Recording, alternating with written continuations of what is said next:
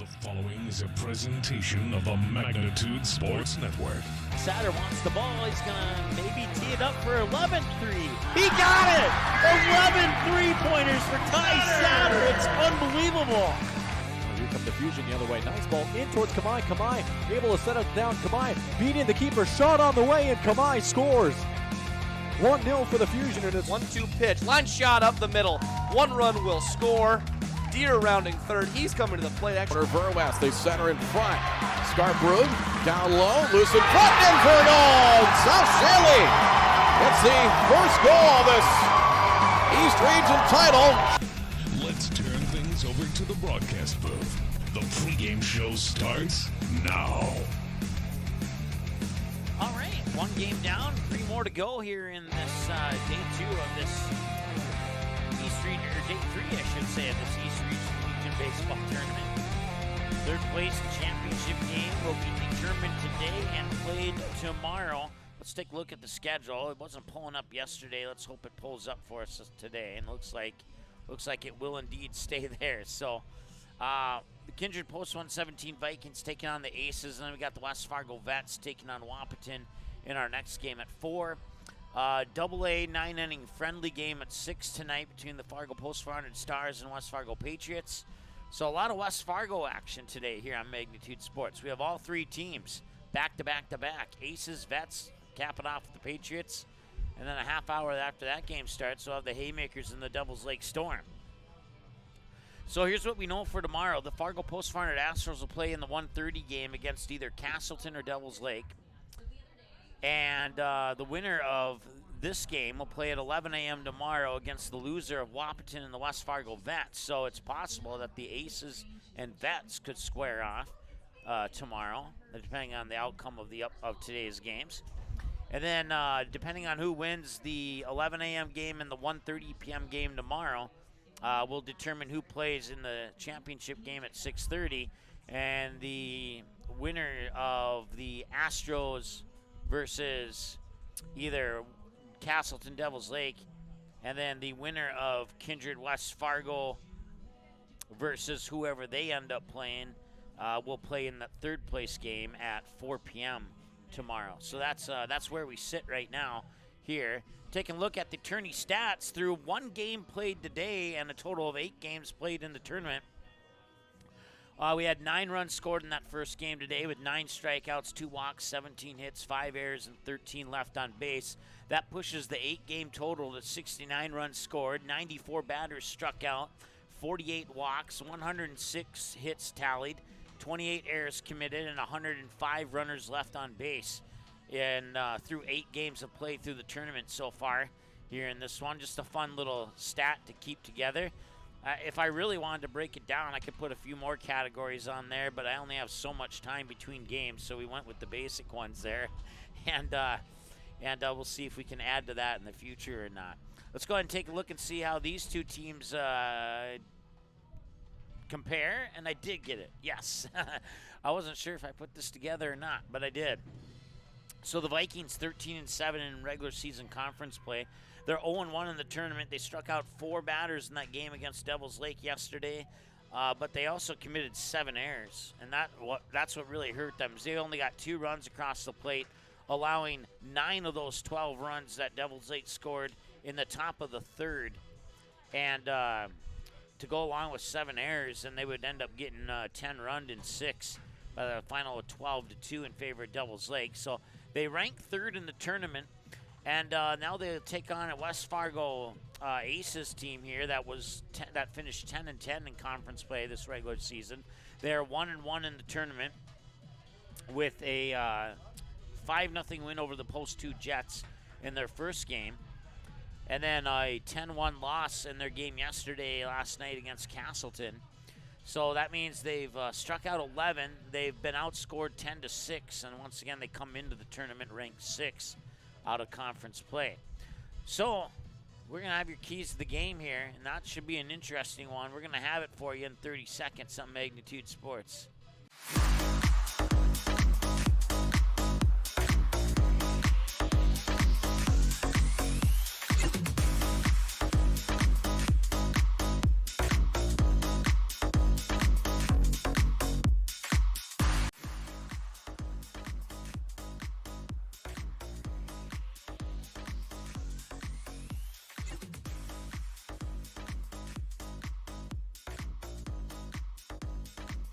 here's a look at what needs to be done to win this game.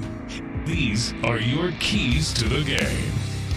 All right, so for West Fargo Aces, don't count on Kindred playing soft. And I really don't know what Kindred's going to bring to this game after the performance yesterday. But trying to speculate, and I just, without actually talking to the coach, I'm just going off what I think I would do if I was the coach. So that leads into don't count on Kindred playing soft. Now, they might play soft, but don't count on it. And just to be sure you don't count on it, make sure you get that early edge. We're talking, it's kind of similar to the keys of the game for the Aces yesterday against Castleton. They want to get that 2-3 run lead. They never did accomplish that. They had a disastrous bottom of the third. You take away that bottom of the third, West Fargo loses 3-1 yesterday, and that's that 2-run edge that we were talking about was the key to the game for Castleton. So now that key of the game kind of shifts to the Aces. They want to get that 2-3 run edge on Kindred here and pitch mostly inside pitches. I've seen Kindred a lot this season. They've had trouble with those inside pitches, and that usually results in a strike or a fouled away pitch, and that could be a bonus for West Fargo. For the Kindred Vikings, forget about yesterday's game. Get your base running going early and simply do not commit 7 errors. If you don't commit 7 errors, you're going to have a chance to win this game. Now, if they lose, they're done in the East Region tournament. But if Kindred loses, they go to the state tournament as the 4th seed. So that means if that were to happen, if the Aces win this game, that means that 3rd place game actually means something in this tournament here, because the loser would be the 4th seed, but they would get eliminated since Kindred would take the 4th seed if they lose this game. So that would make that 3rd place game actually mean something and put a little pressure on whichever teams end up playing in that game. So those are your keys to the game here for West Fargo and for Kindred. And we want to welcome in our friends at Bar 9 and as well as Boston's Pizza in West Fargo who are watching the game live. Make sure you tip your servers. They deserve it, and we hope you enjoyed the broadcast here, and we wish both the teams the best of luck here in this contest. We're going to take another timeout. We'll come back with your starting lineups here in just a moment on Magnitude Sports. Stay tuned. West Fargo Baseball wishes the Patriots, Aces, and Vets the best of luck in this year's tournaments.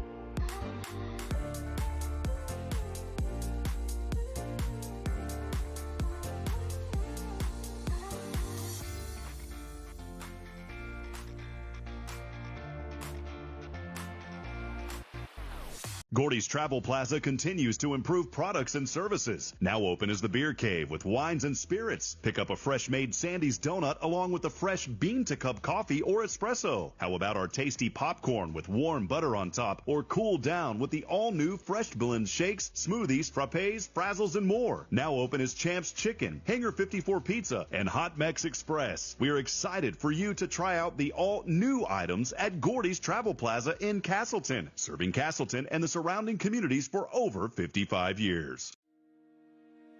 Hi, it's Dr. Tiffany Johnson from Healing Touch Chiropractic in West Fargo. What impact I want to make, how my office is different, how my niche is different. It is all about giving people hope and helping them believe that their bodies were made to heal. Let me show you how your life can change through chiropractic at Healing Touch Chiropractic. Boston Pizza harnessed Fanalytics to help optimize no-look dipping. Ooh, making adjustments so you can stay focused on the game. The playoffs at Boston Pizza, powered by Fanalytics. At Boston's, we make crowd pleasers like this. Yes. Woo! And these. So good! And definitely this. I love you! Woo! Stop by or book your catering order online and we'll make you a fan. All right, Jorgen Swenson is your starting pitcher here for the Kindred Post 117 Vikings. And he'll toss him into the glove of, let me double check the lineup here. I don't think I got that right. Yeah, I had Jack Packer catching, and I know that wasn't right. So Let me switch that up here really quick. It is actually Jeremiah Doctor catching.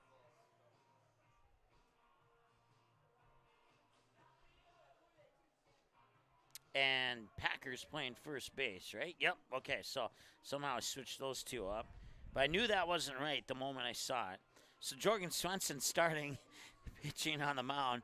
Jeremiah Doctor, the catcher, and then Jack Packer at first. Graham Glosso at second. Jack Wold, the shortstop. Nick Thompson at third. In the outfield, Jack McDonald in right. Mason Almaris in center. And Stanley Belaski in left. Wearing their blue jerseys today, so some of these players have different jersey numbers compared to their American flag jerseys that they wore yesterday in that loss to Devil's Lake. And we'll get things started here with Trey Huzar for the West Fargo Aces. First pitch outside, ball one at 1:35 p.m., so only 5 minutes behind schedule. We were 7 minutes behind schedule on our first game, so we gained 2 minutes. And that's 2 balls and no strikes.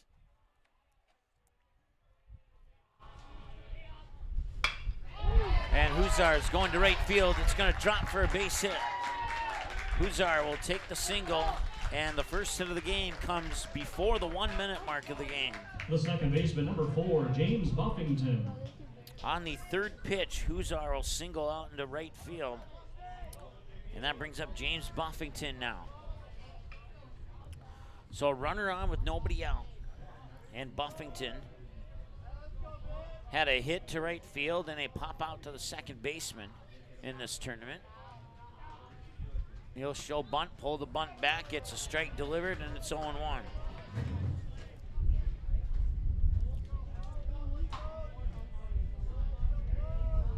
Third baseman Thompson playing in a little bit there, preparing for that possible bunt. We'll see if he squares up again. I'm guessing he will, and he does.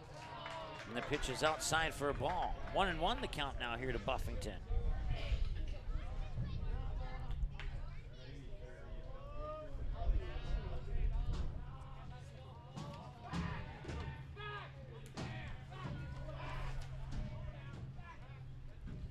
Once again, broadcast coverage of this game brought to you by Bar 9 in West Fargo Baseball.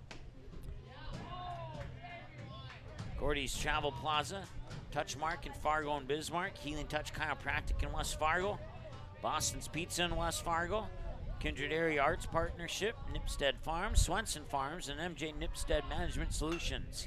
And a bunt right back towards Swenson. He will fire it up to first, and that will advance Huzar to second and put an out on the board on the sack bunt, bringing up Cooper number Fuchs. 21, Cooper Fuchs.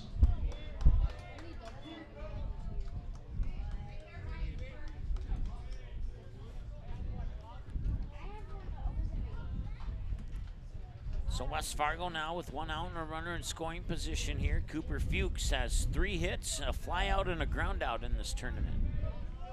Hits to left center and 2 to right center. Pitch will miss for a ball, 1-0.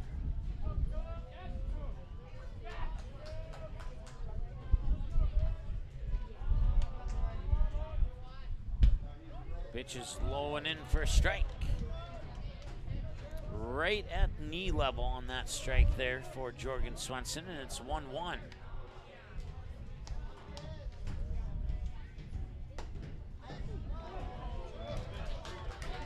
Strike 2.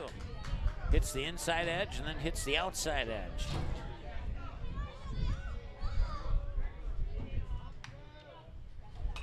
And he'll foul this one off, and it'll be a 2-strike count.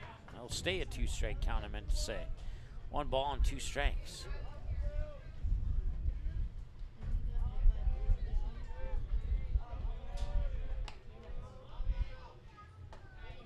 And he'll miss it that time, and it's 2-2.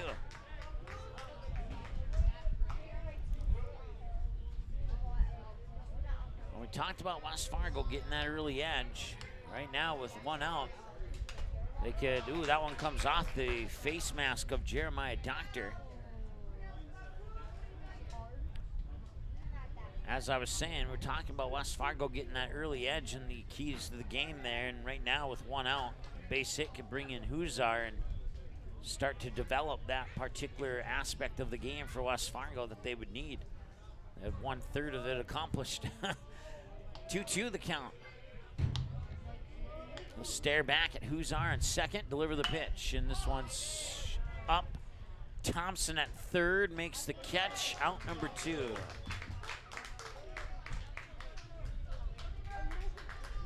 Now batting for the Aces, the pitcher, number 24, Hudson Dinger. Hudson Dinger, the batter. He has had no luck in this tournament. A couple of flyouts and a ground out to the shortstop. One to left, one to right on those flyouts. He has not reached base yet.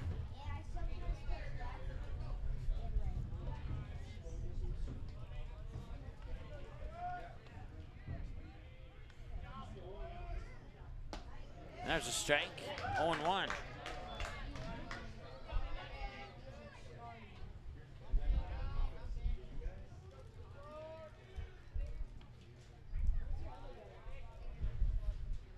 Swing and a miss, strike 2.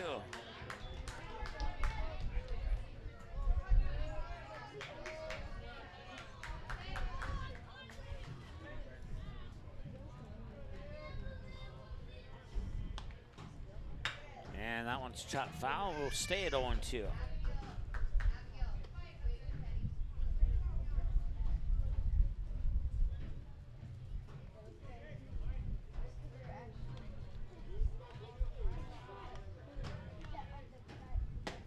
And strike 3.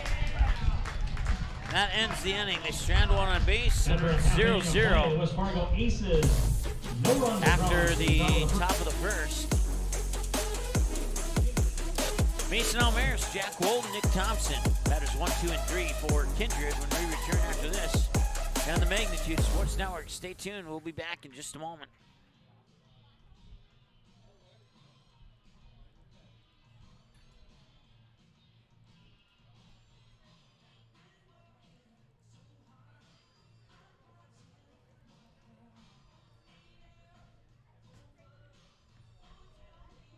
Bar 9 in West Fargo is your stop for that pregame lunch and for the postgame celebration. With over 30 TVs, you can catch your team anytime.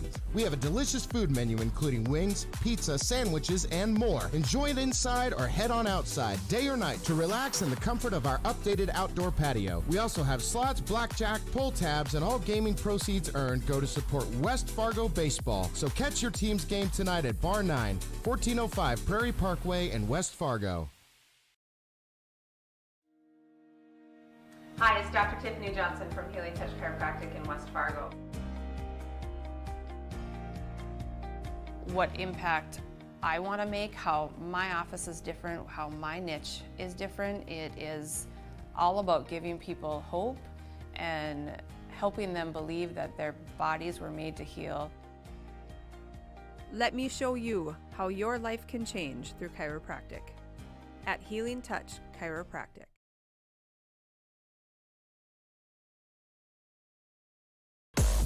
All right, it's Hudson Dinger warming up on the mound here for West Fargo. He'll be tossing him into the glove of Kaysen Nordic. Evan Krogan at first, James Buffington at second, Jack Collins the shortstop, Cooper Fuchs in third base, Axel Anderson left field, Luke Finn right field, Trey Huzar straightaway center. And the first batter that Dinger will face is Mason Almaris, the center fielder here for Kindred.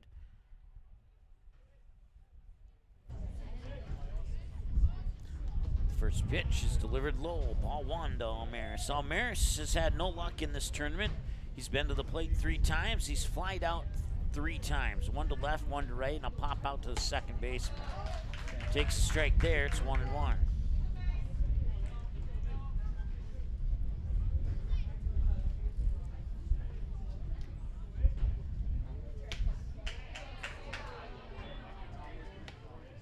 Ball 2.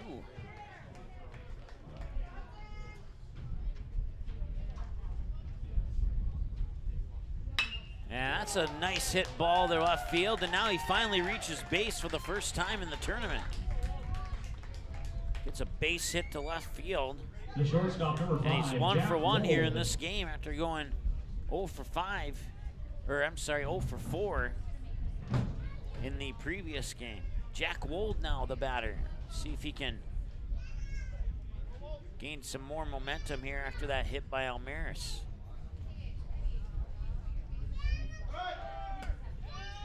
Almaris goes to second. He dives in as the ball goes into shallow center. He momentarily thought about third and then changed his mind.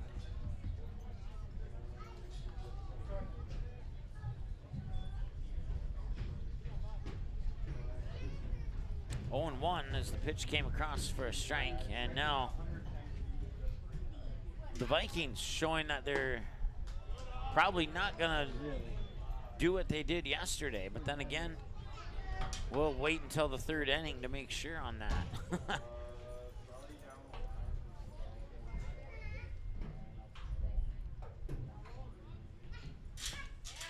Here's a strike. 1 ball and 2 strikes now the count.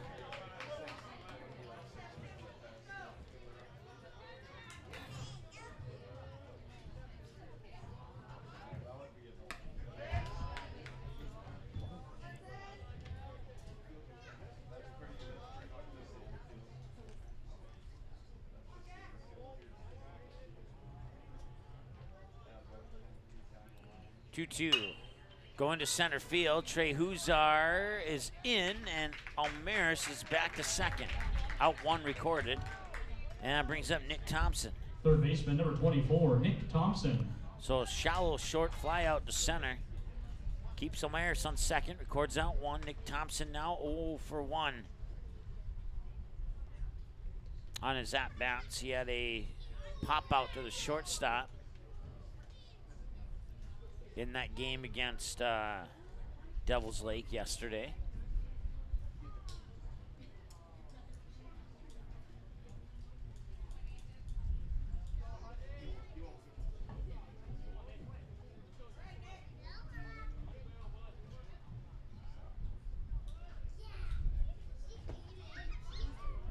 Ball 1.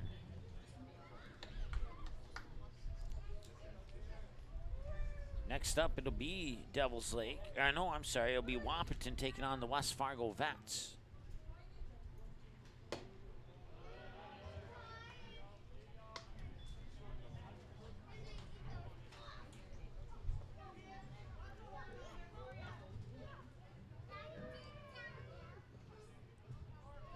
Two-0 delivery.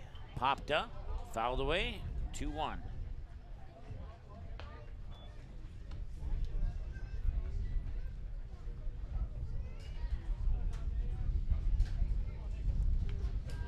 On the side of Jim, tuning back in from the east coast of Carolina, North Carolina. Throw to third, not on the money there. Almaris steals third. He stole second a few pitches ago, and now he steals third.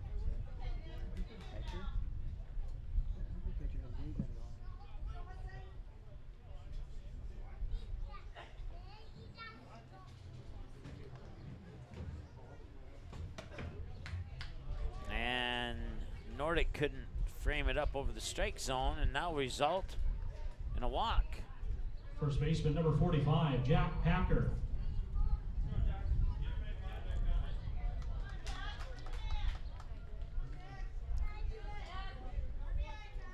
Packer on the receiving end of 3 errors in that game against Devil's Lake yesterday. But on the batting side of things, he did get I believe it was a double to right field, and he also flied out to right field.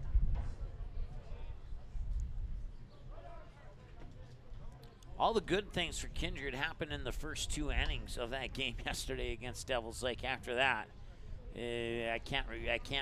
so much bad happened, and I can't remember what happened positive after the 3rd inning for Kindred. I know they got a run or 2 across the plate, but Packer's going deep left field. That one's all the way back, and that one's to the warning track, and he'll pick it up. And scoring here is Mason Almaris, and now we'll have runners on the corners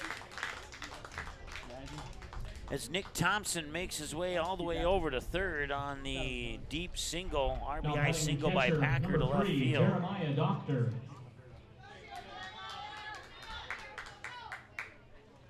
And Kindred puts the first run on the board. It's 1-0.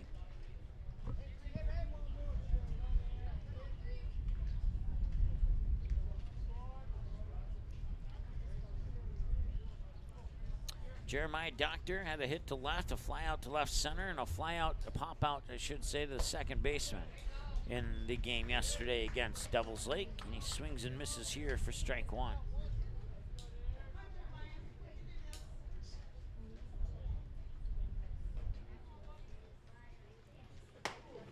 Inside, ball one.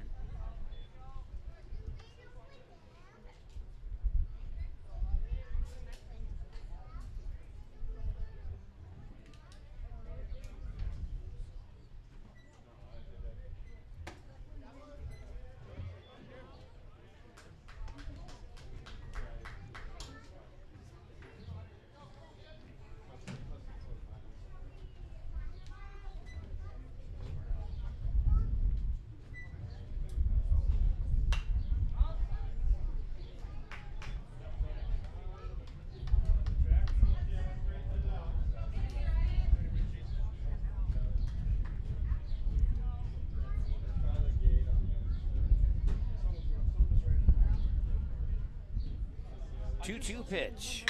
And going to center field on the run. He makes the catch. Tagging is Nick Thompson. The throw home. And he is out at home.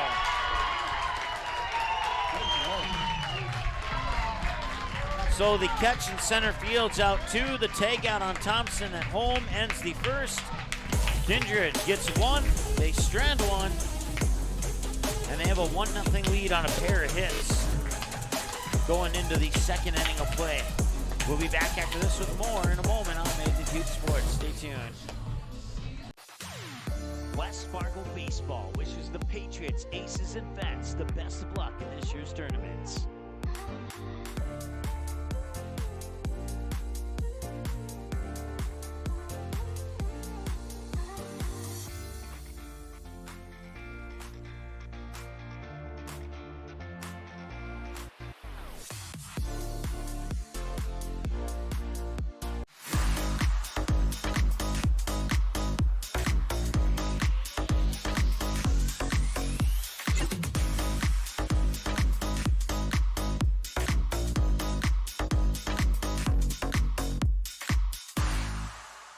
Boston Pizza harnessed Fanalytics to help optimize no-look dipping. Ooh, making adjustments so you can stay focused on the game. The playoffs at Boston Pizza, powered by Fanalytics. At Boston's, we make crowd pleasers. Like this. Yes. Woo! And these. So good! And definitely this. I love you! Woo! Stop by or book your catering order online and we'll make you a fan.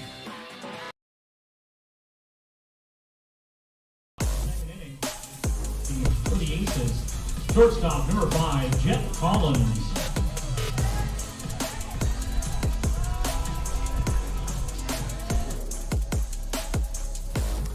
All right, Jet Collins has reached base on a couple of occasions. He reached base on 2 times on 2 errors in the game, in the 2 games that the Aces have played in. Otherwise, he's grounded out to third, grounded out to second, popped out to the shortstop. And 2 pitches in, he's 2 balls, no strikes here against Jorgen Swenson. This one's going to be popped up, and a chance here for Swenson to make the catch, and he will. Out number 1. So he's popped out to about every infield position now here in the tournament. And Evan Krogan has a hit to right field, a fly out to right, a ground out to second, a hit to left, and a pop out to third here in the tournament in 2 games played.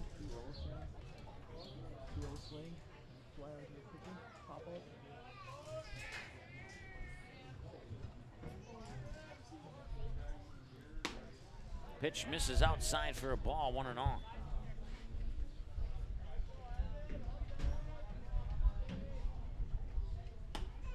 Inside, 2-0.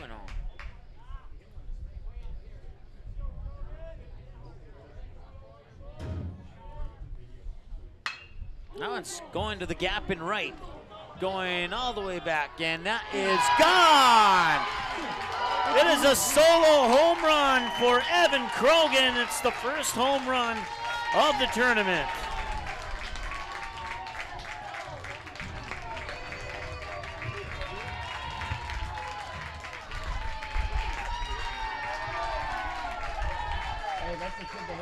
And with one swing of the bat, the West Fargo Aces have tied this game up.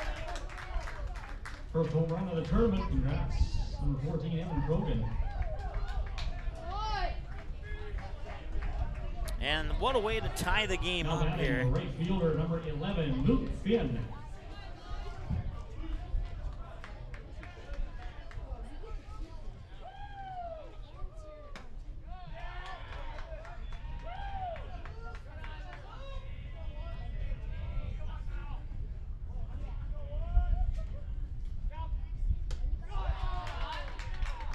Two 2-0 to Luke Finn. Luke Finn has a hit to left, a fly out to left, and a ground out to first.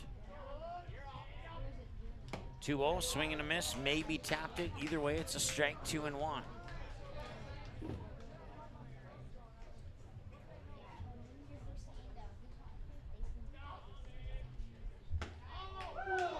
Strike two called, and some of the Kindred fan, or some of the West Fargo fans, not a fan of that particular pitch.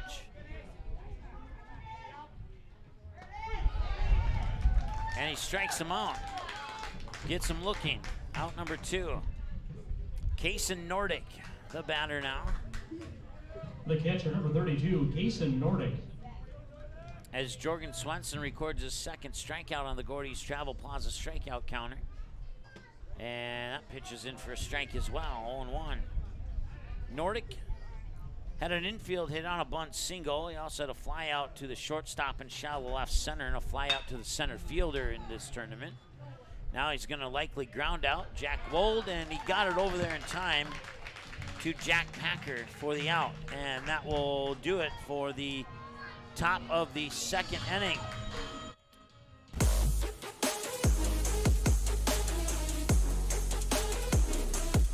One run off the bat of Evan Krogan over the right center field wall. Ties the game up at 1 after 1.5 played here on the Red Baron line score. We're back in a moment here on Magnitude Sports. Stay tuned.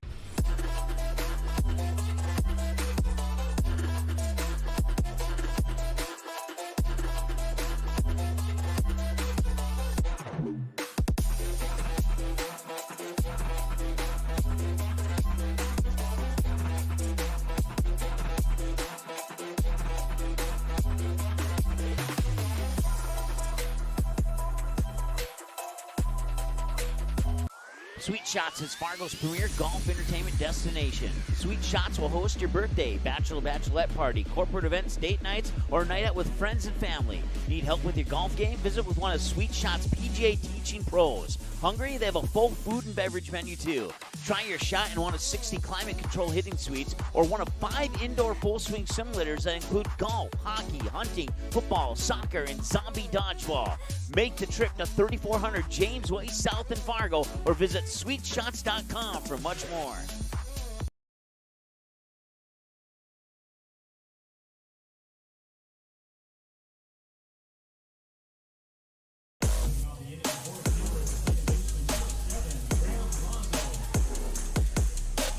Graham Glazzo will step up to the plate here as the Aces have tied it up on a solo home run to right center for the West Fargo Aces.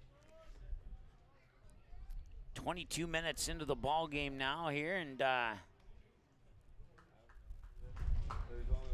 first pitch here to Graham Glosso comes in for a ball. Glosso has a hit to center, ground out to short, and a ground out to first here in the game yesterday against Devils Lake.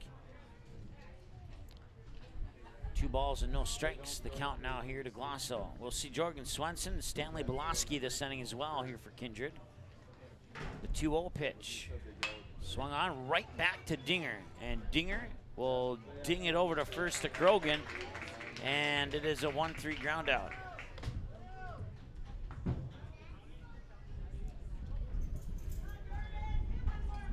The pitcher, number 2, Jorgen Swenson.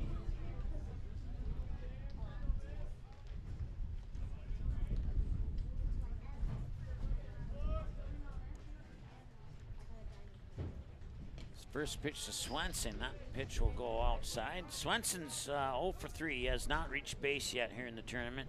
Fly out to left, a fly out to right, and a ground out to the shortstop. You guys ever figure out the water tank? And now that pitch is inside after the first one was outside, and it's 2-0.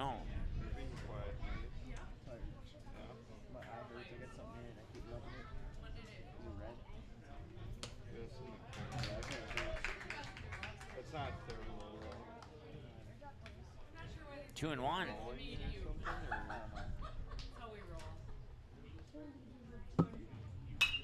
And that one's going to right field. It's a line drive shot into the glove of Luke Finn, and that's out number 2. Left fielder number 0, Stanley Belaski.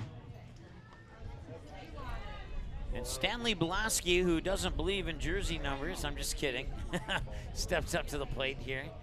Yeah, he should have been on this horse. You guys tell me to play so far in I didn't tell you that. You didn't, I know. Head coach did. The real coach. First pitch will miss for a ball. 1-0 here to Belaski. That has to improve your ideas. I heard you ask me about this. Which pitch should I The 1-0. Never have I watched That one's low for ball 2. He's not even standing close over by us when we're doing it.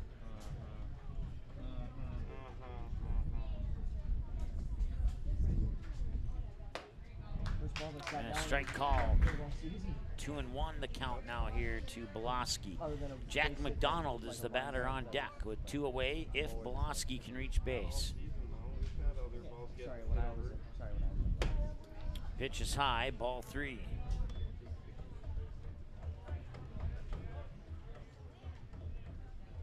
Kid absolutely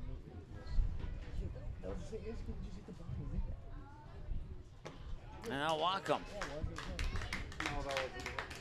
They'll bring up batter 9 in the lineup, Jack Right McDonald. fielder number 1, Jack McDonald. Which was not number 14. That was the guy right after him. Number 10. He struck out looking right after the Because that was the only ball he Pickoff attempt at first is Belaski reaches back in time.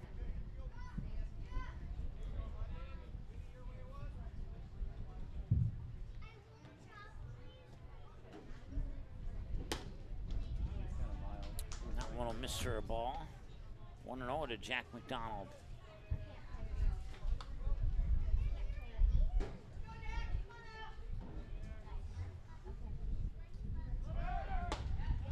Runner goes. They will not get him.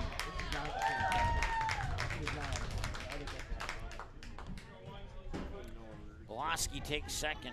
We talked about in the keys of the game that Kindred needs to take advantage of their base running and get it going, get it going early, and they've done just that. They've had at least 4 stolen bases in this game. We're only in the bottom of the second.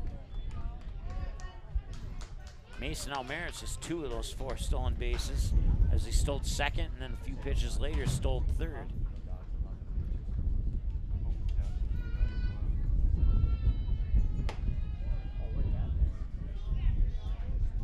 3-1 to count now here to Jack McDonald.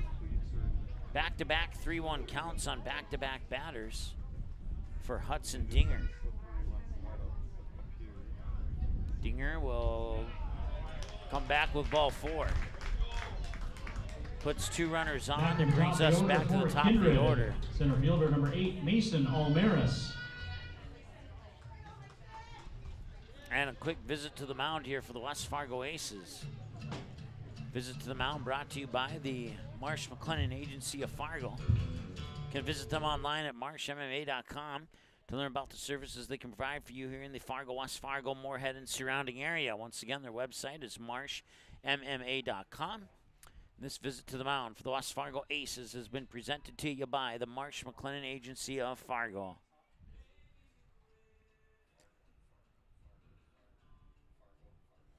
Runners on, Stanley Belaski on second, Jack McDonald on first in a 1-1 ball game.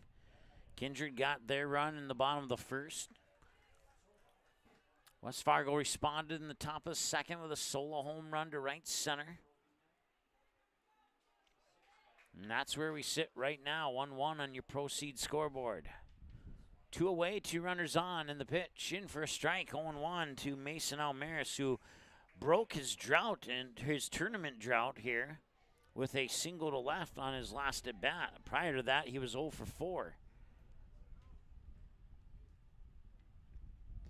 This one's outside. I'll get away from Nordic, and that will allow the runners to advance 90 feet.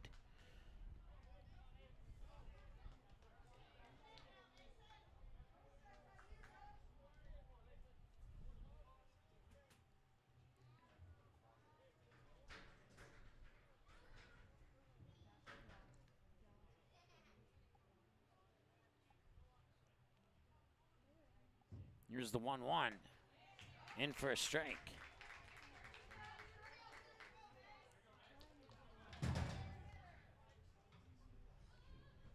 Can he sneak one more strike by him?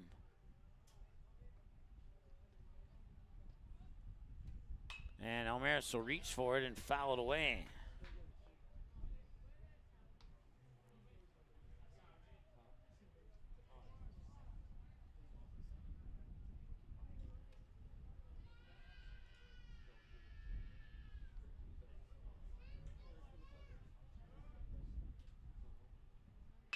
And right back up the middle, Mason Almaris gets a diamond cutter that's going to score too. Voloski comes in from third, McDonald rounds third from second, and Kindred takes a 3-1 lead. It's a 2-run diamond cutter single RBI from Mason Almaris.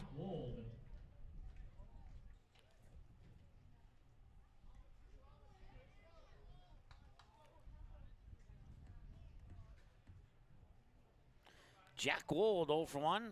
Flied out to Huszar in center field last time he was at the plate. And now Mason Almaris, after going 0 for 4 yesterday, is 2 for 2 today. We're 30 minutes into the ball game now. And it's 0-1 here to Jack Wold.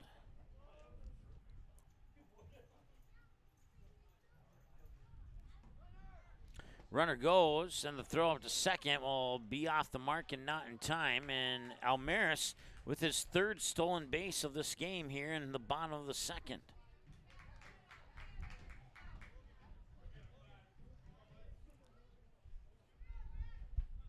Pitch came across as a ball. No, it came across as a strike, I guess. And that one's going to right field, and it'll drop for a base hit. Rounding third, Mason Almaris, and an RBI single for Jack Wold makes it 4-1 Kindred. Third baseman number 24, Nick Thompson. As the track star for Kindred makes his way around 180 feet of base running path to put another run on the board here for Kindred. They've scored 3 here in the bottom of the second. And that one will dribble foul. Nick Thompson kind of a check swing, and they weren't sure if that was going to stay fair or not.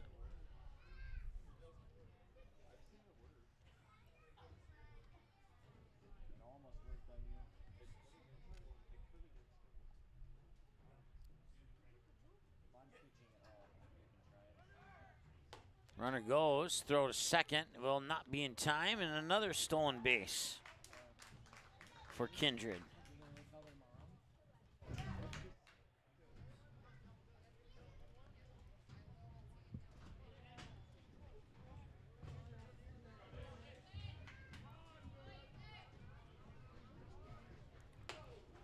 One's outside to make it 2-1.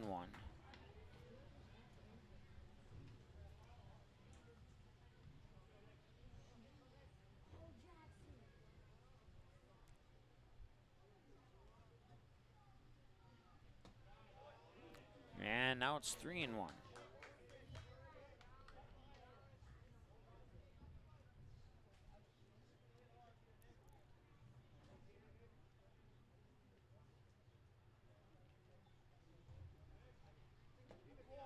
And a walk. Put 2 runners on and bring us to Jack Packer. First baseman number 45, Jack Packer. 27 balls, 23 strikes on 50 pitches for Hudson Dinger.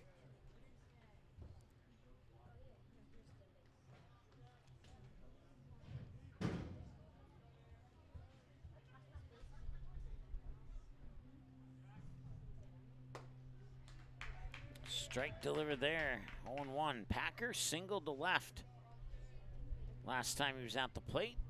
If my memory serves me correctly, I think he got an RBI off that single too. And at that point, the game was 1-0.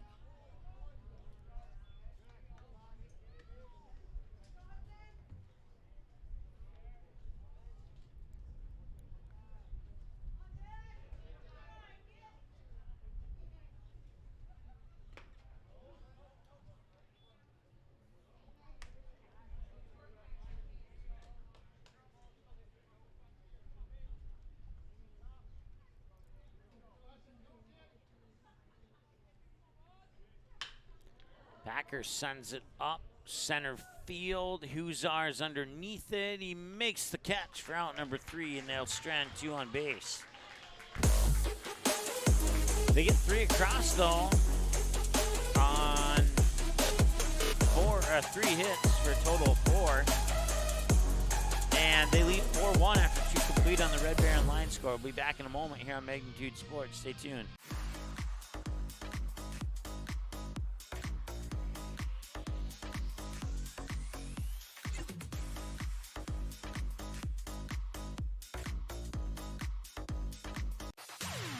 West Fargo Baseball wishes the Patriots, Aces, and Vets the best of luck in this year's tournaments.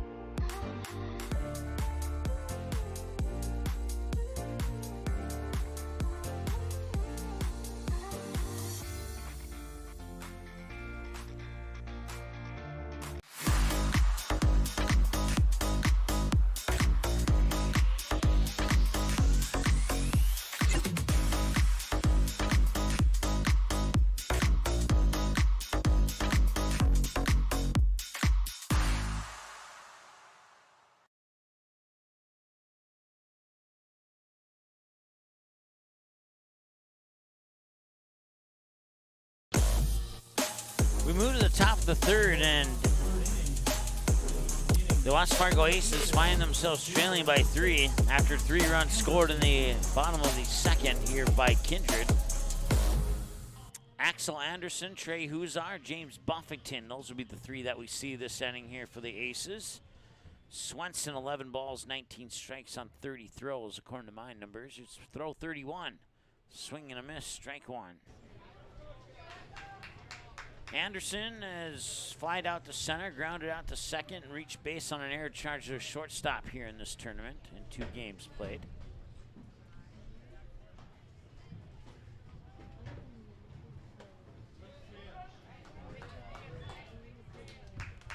They'll call strike 2 on that pitch. 0-2. The 0-2 delivery, and that one, it's a 1 bouncer right over to Jack Wold. He'll fire it over to Packer at first. And no errors this time from short to first like there were yesterday. Back to the top of the order for the Aces, center fielder number 3, Trey Huzar. 6-3 ground out for out 1. Trey Huzar singled to right field last time he was at the plate.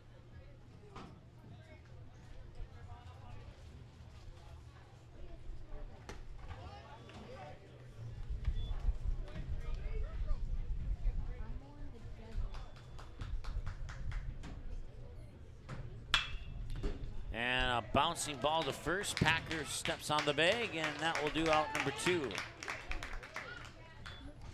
Second baseman number 4, James Buffington. James Buffington now will be the batter. 0 for 0 with a sac bunt last time he was at the plate.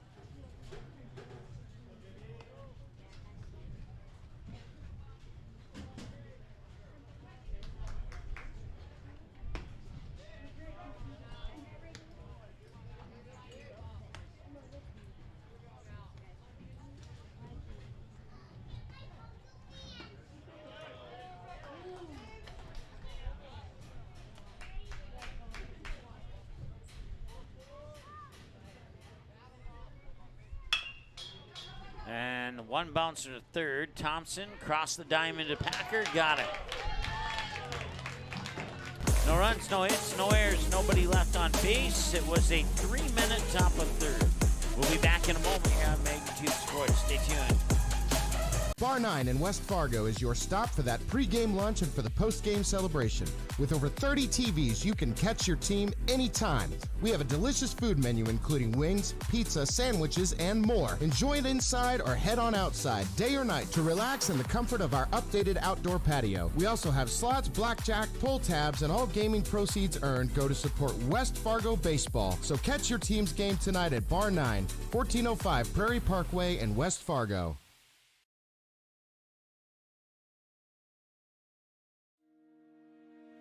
Hi, it's Dr. Tiffany Johnson from Healing Touch Chiropractic in West Fargo. What impact I want to make, how my office is different, how my niche is different, it is all about giving people hope and helping them believe that their bodies were made to heal. Let me show you how your life can change through chiropractic at Healing Touch Chiropractic. Boston Pizza harnessed Fanalytics to help optimize no-look dipping. Ooh! Making adjustments so you can stay focused on the game. The playoffs at Boston Pizza, powered by Fanalytics. At Boston's, we make crowd. All right, welcome back. Jeremiah Doctor, the batter, fouls the first one away for a strike, 0-1. We're 40 minutes into the game now here in the bottom of the third. The Vikings looking to add to their 4-1 advantage.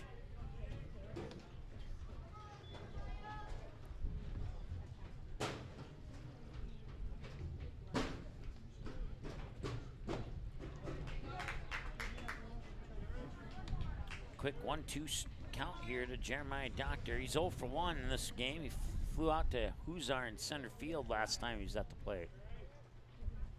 Swing on, check that. He did not swing. I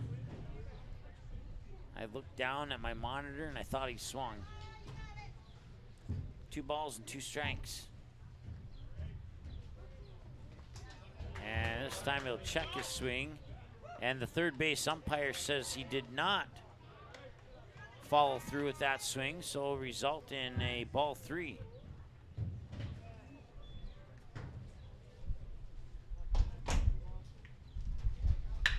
And hard hit ball to right. One bounce picked up there by Luke Finn and back inside, and Doctor's on with a single.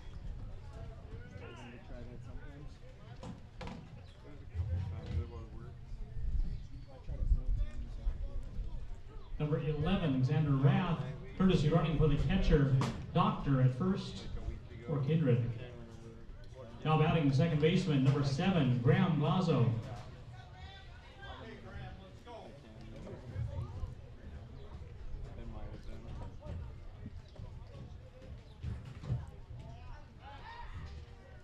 And an aired throw will allow Doctor to get to second.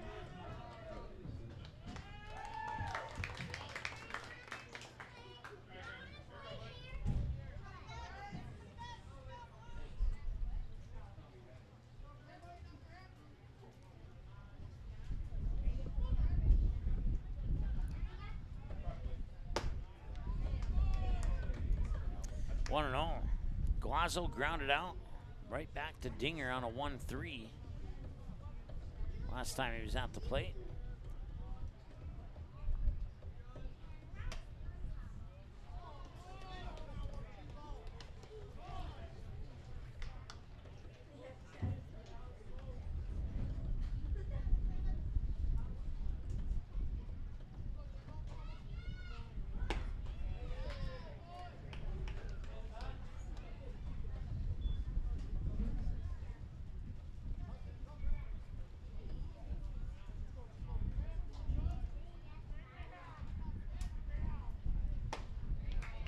Strike called there as he cashes in his free strike coupon on a 3-0 count.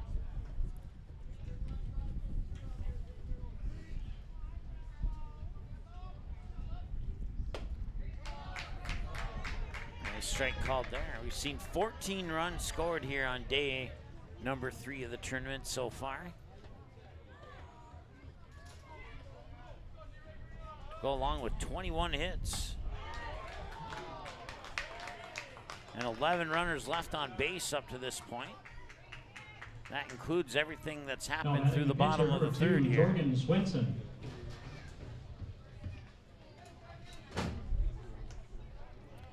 Jorgen Swenson sent a line drive out into right field for Luke Finn last time he was at the plate. And I think this might be it for Dinger.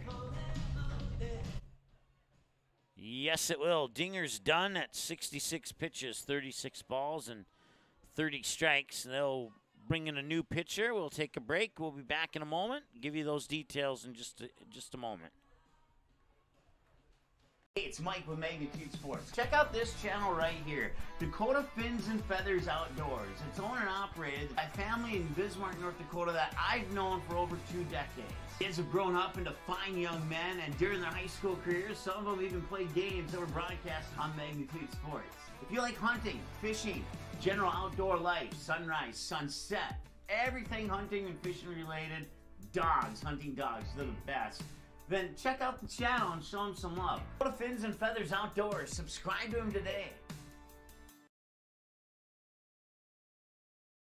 I think what makes Proceed win is we're different than the other companies in many ways with our programming, our simplicity, our non-corporate attitudes, and our personal relationship building. What Proceed is, we bring back the old-fashioned seed buying experience. We're true seedsmen. We care about everything from the sale to the planting to following up afterwards. That's what we're all about, is just trying to bring that experience back to a personal level. Need seed, think Proceed. Proceed.net, great seed at a reasonable price.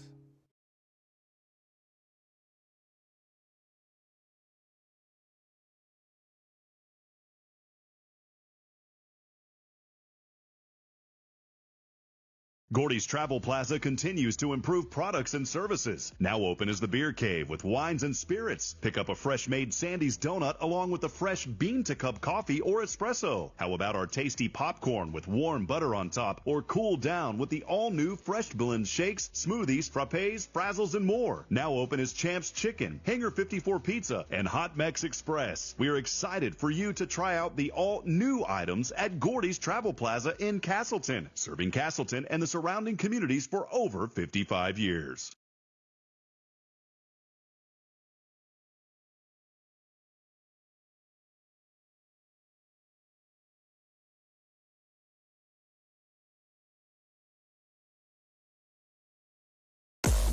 All right, so new pitcher is Axel Anderson. He comes in from left field, and the first pitch is a bunt that goes foul. First strike.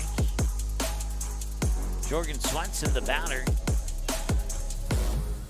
So Hudson Dinger comes out of the game, and Parker Henrik moves into left field for the Aces, and that's your only 2 defensive changes. Everybody else in their original spots.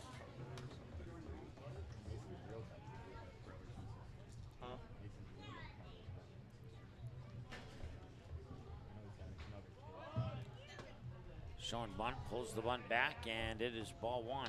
1 ball, 1 strike.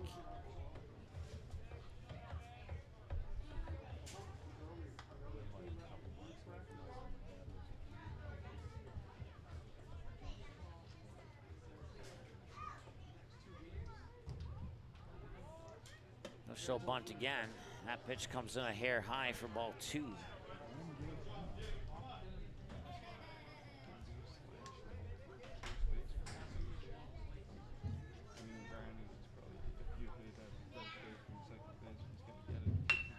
And bunt down the third base line, and it's gonna be, everybody's gonna be safe.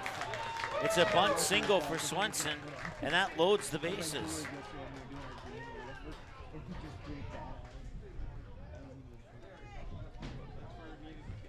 Left fielder, number 0, Stanley Velasky.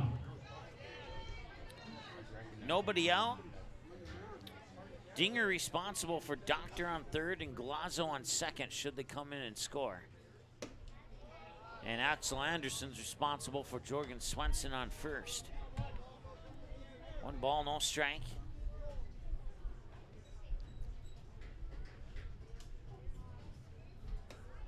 That one will come off.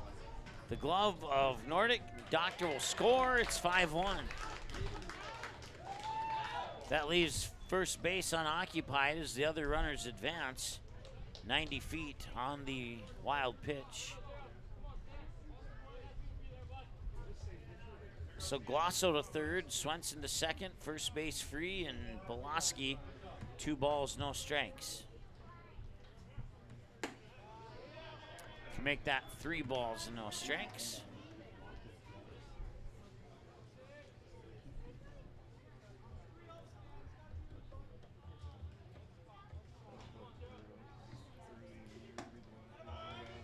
And they'll walk them and reload the bases. Right fielder number 1, Jack McDonald.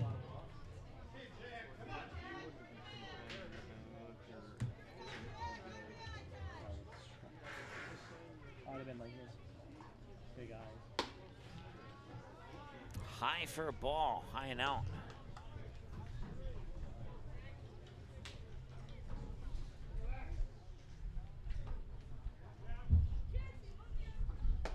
There's a strike.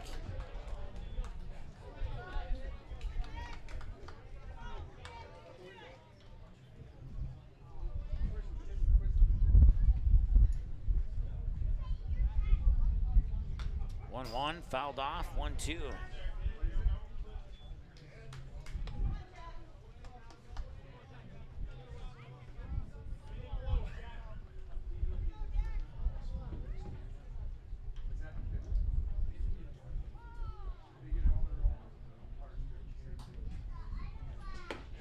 That's high for ball 2. 2 balls, 2 strikes, nobody out. Bases loaded. Glosso third, Swenson second, Pulaski first. Runners on the bases for Kindred. And now it's a full count at 3-2.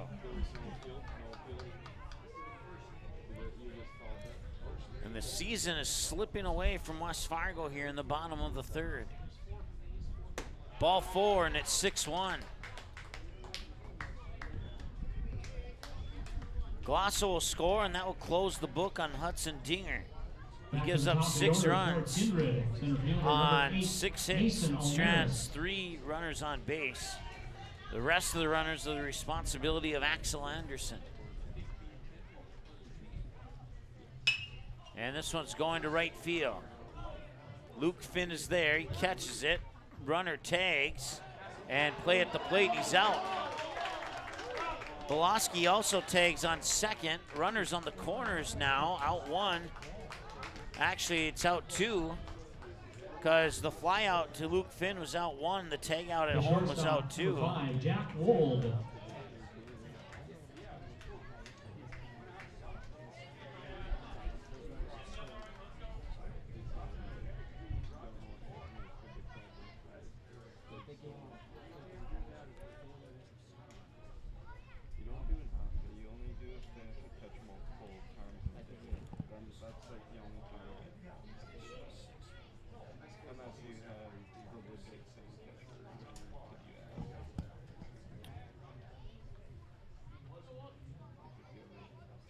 So 1 out, and he's safe at home. So it goes into the books as a sac fly for Almaris.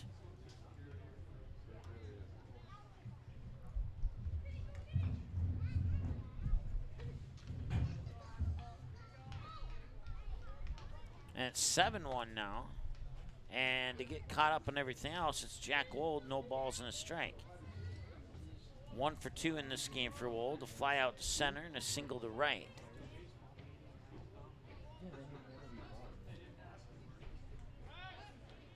Little underhand pickoff throw there from Axel Anderson over to Krogan at first.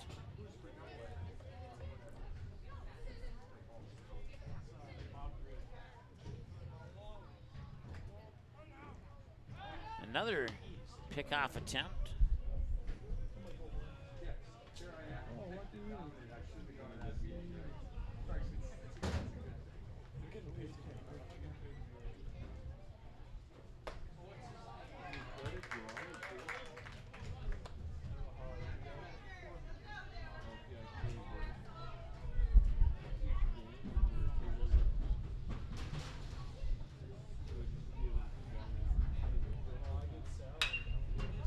That one's hit up towards left. Parker Henrik tracking it, makes the catch.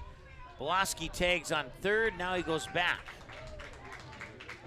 As Henrik was able to fire it in quickly to Axel Anderson, and Boloski changed his mind, out too. Third baseman, number 24, Nick Thompson.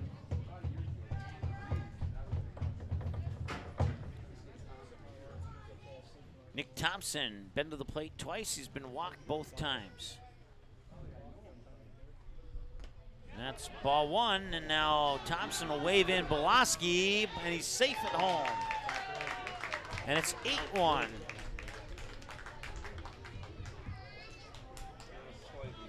McDonald takes second. Boloski comes home on the wild pitch. And it's 1 ball, no strike to Nick Thompson, and an 8-1 lead here for Kindred. 1 in the first, 3 in the second, 4 so far here in the third. And talk about a rebound from yesterday.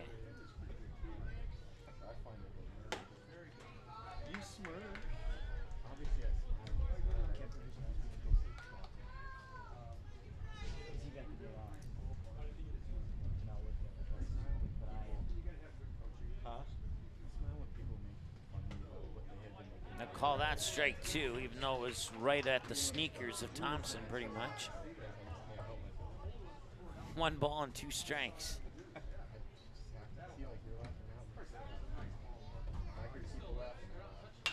And Thompson pops one up. Jet Collins. Now it'll be James Buffington who makes the catch. That's out number 3. They strand 1 on base. We go to the end of the third. They get 4 across in the third. And after 3 complete on the Red Baron line score, it's the Kindred post 117 Vikings 8. And the West Fargo Aces 1. We'll be back in a moment here on Magnitude Sports. Stay tuned. Why do I choose to work here? It's the people. It's the feeling that you get when you've been gone for a weekend and everybody's genuinely happy to see you and you're so happy to see them too. They are wonderful. The staff is wonderful. They are so friendly. They're so happy all the time. It's a family. It's just that overall culture that we have. It's a great culture, and I'm very lucky to be a part of it. Your full life happens here at Touchmark.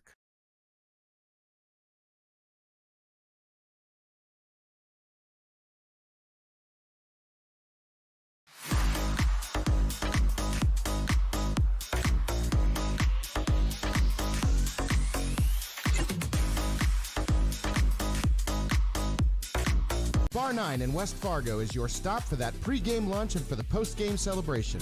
With over 30 TVs, you can catch your team anytime. We have a delicious food menu including wings, pizza, sandwiches, and more. Enjoy it inside or head on outside, day or night, to relax in the comfort of our updated outdoor patio. We also have slots, blackjack, pull tabs, and all gaming proceeds earned go to support West Fargo baseball. So catch your team's game tonight at Bar 9, 1405 Prairie Parkway in West Fargo.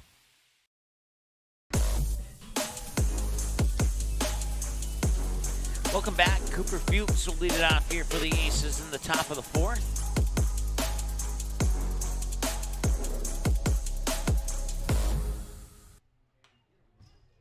And it's fouled away for strike 1. He's 0 for 1. He would pop out to the third baseman on his only trip to the plate so far today. Jorgen Swenson, according to my numbers, this is pitch 40. And on pitch 40, he delivers ball 12, and it's 1-1 here to Cooper Fuchs.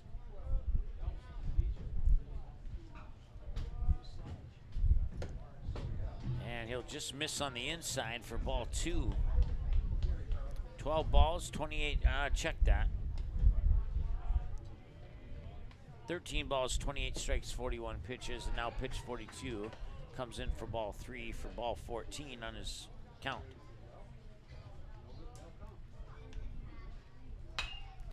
Runs fouled off. 2 minutes in front of the 1 hour mark here in the top of the 4th.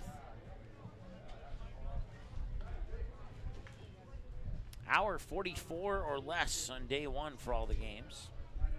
Every game yesterday was at 2 hours except for 1. That's a base hit into right field.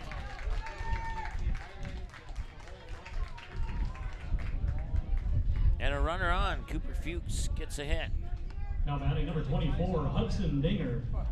So every game yesterday was over the 2-hour mark except for one, and that was the Castleton game last night that went 1 hour and 58. So it's pretty much 2 hours, but officially not quite 2 hours. Fouled off to the first base side.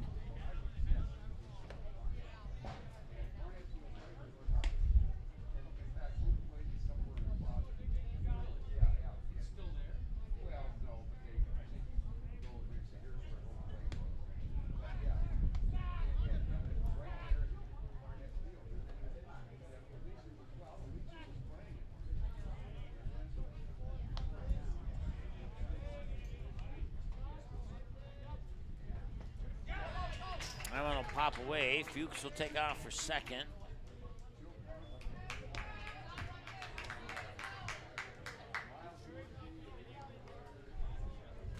As we've hit the 1 hour mark of the ball game now, it's 1 ball, 1 strike, nobody out, runner on second. Hudson Dinger, the batter. Jet Collins on deck. And Dinger sends it into the gap in right center. Rounding third is Cooper Fuchs. He will score, and it'll be 8-2 on an RBI double for Dinger out into right center field. The shortstop, number 5, Jet Collins. See if West Fargo can crawl their way back into this one. They still got a little ways to go, but 1 run at a time is the way to do it. Jet Collins now 0 for 1, popped out to the catcher.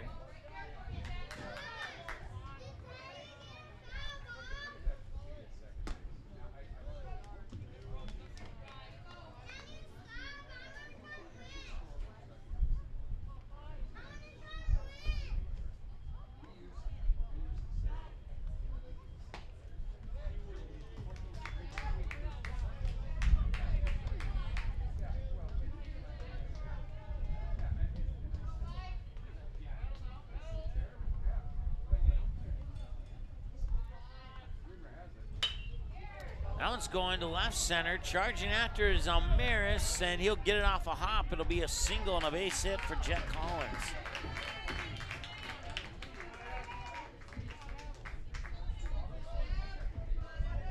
First baseman, number 14, Evan Krogan. There's now 2 runners on for Evan Krogan, who got the solo home run last time he was at the plate.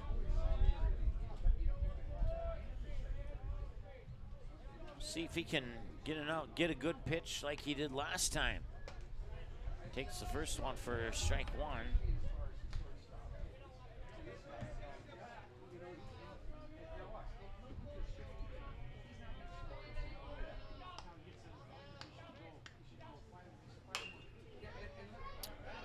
Fouls this one away.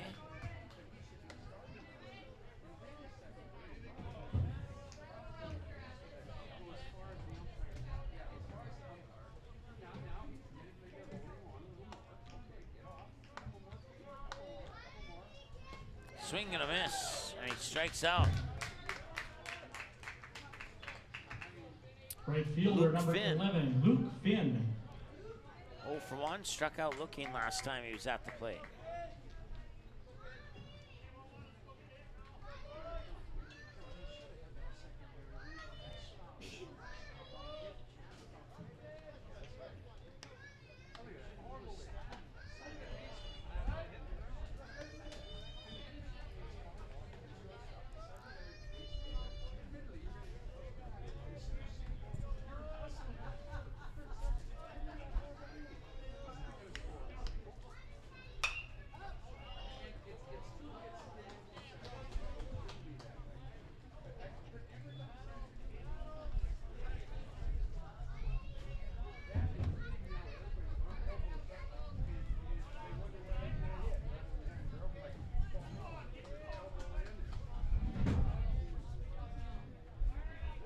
One out, 2 runners on, no balls, 2 strikes to Luke Finn. 1 ball, 2 strikes now to Luke Finn. Once again, the runners on. Hudson Dinger on second, Jet Collins on first for the West Fargo Aces. And hour and 3 minutes into the ball game. And the pitch, swung on, chop swing, rolls, keeps fair, and everybody's going to be safe. It's an infield single for Luke Finn. And the bases are loaded now here with one out. The catcher, number 32, Kason Nordic. And Kason Nordic now will try and get West Fargo back into this game.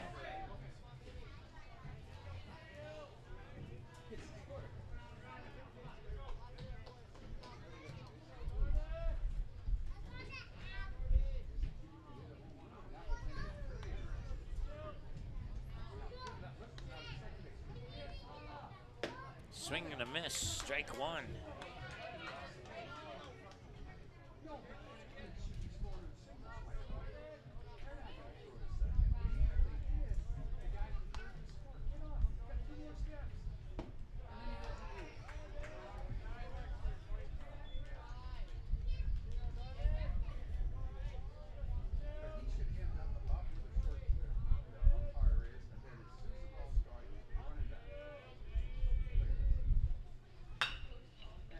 Hard hit ball that goes foul down the third base side.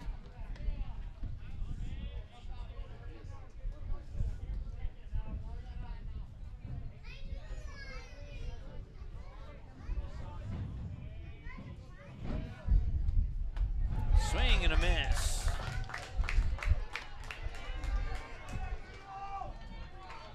Now bring up Axel Anderson. Axel Anderson. Grounded out to third, or to check that, he grounded out to short last time he was at the plate.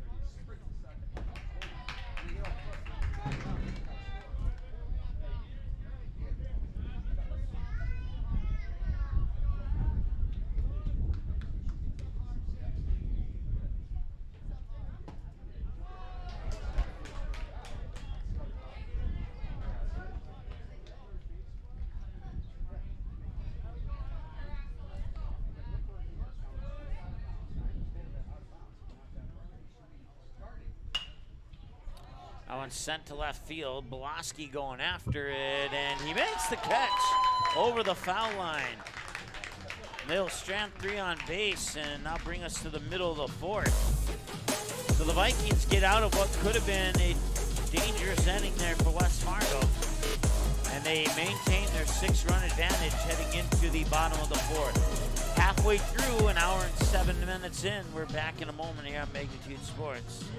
Bar 9 in West Fargo is your stop for that pregame lunch and for the postgame celebration. With over 30 TVs, you can catch your team anytime. We have a delicious food menu including wings, pizza, sandwiches, and more. Enjoy it inside or head on outside, day or night, to relax in the comfort of our updated outdoor patio. We also have slots, blackjack, pull tabs, and all gaming proceeds earned go to support West Fargo baseball. So catch your team's game tonight at Bar 9, 1405 Prairie Parkway in West Fargo. You have options when it comes to purchasing your crop inputs. At Maple River Grain and Agronomy, it's our goal to provide our member owners with the best possible customer service from people that you know and trust who grew up around here and know what it takes to run a successful farming business year-round. The team at Maple River Grain and Agronomy can anticipate our customers' needs. They now serve the DGF and Barnesville communities, as well as Rothsay and Sabin, plus many other locations across North Dakota and Minnesota. Visit mrga.com today to learn more about Maple River Grain and Agronomy.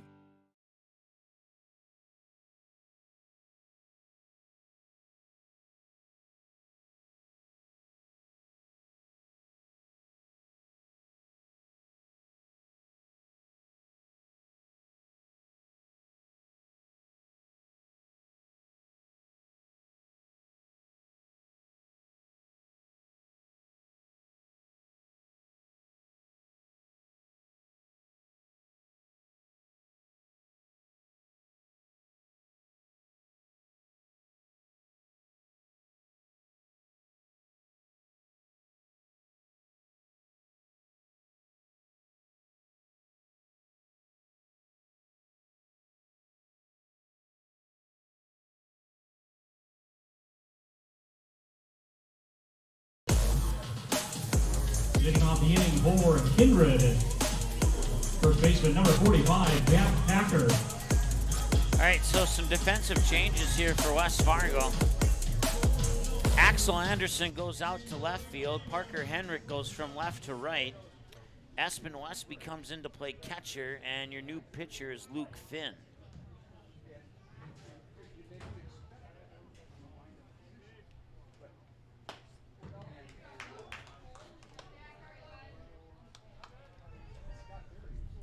So once again, Axel Anderson back in left field, Parker Henrik over to right field, Luke Finn on the mound, Espen Westby catching, and that's all your defensive changes here for West Fargo. 1 ball, 1 strike the count now here to Jack Packer, who's 1 for 2 with a single to left, and they fly out to center. And did he check his swing? He did, and it's 3-1. I'm sorry, it's 2-1. My apologies. And a strike there, 2-2.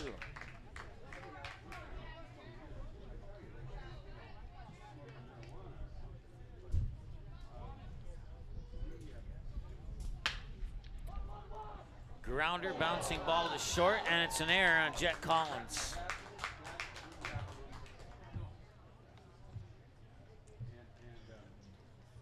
The catcher, number 3, Jeremiah Doctor.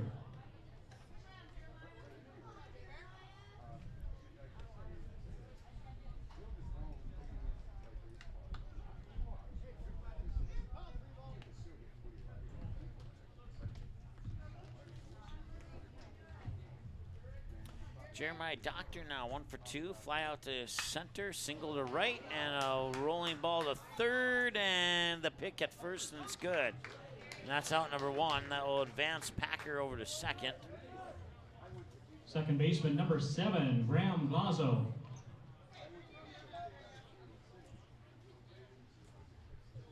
Graham Glazzo now the batter.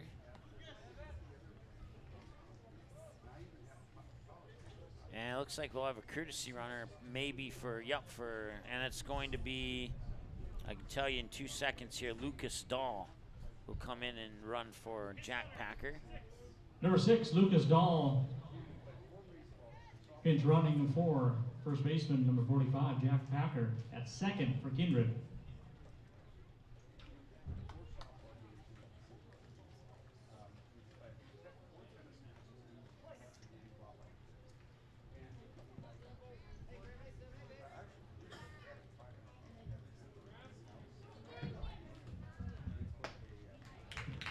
Strike.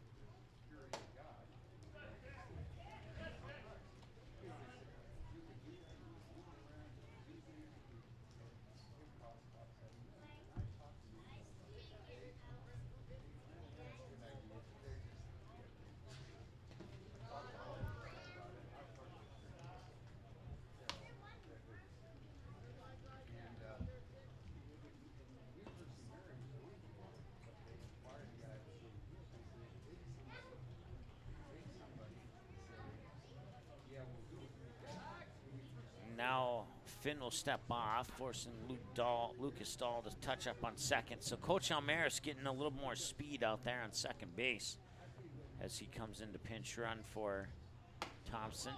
And now that one has Glosso dancing at the plate for ball 3.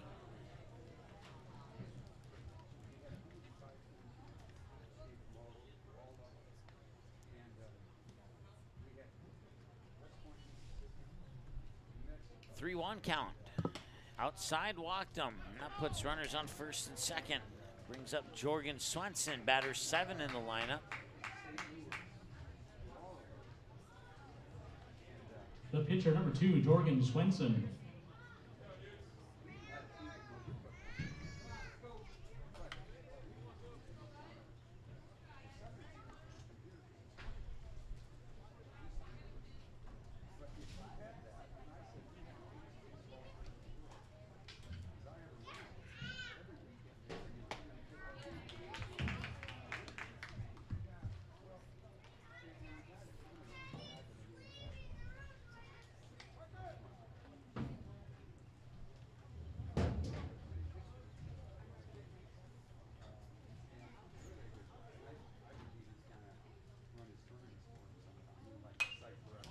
one's fouled back into the netting for strike 2.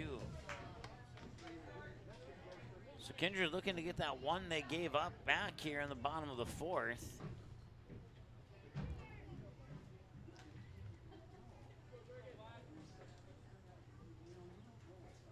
Luke Finn will get the signal, and now he will juggle the ball around, and he'll look in for another signal.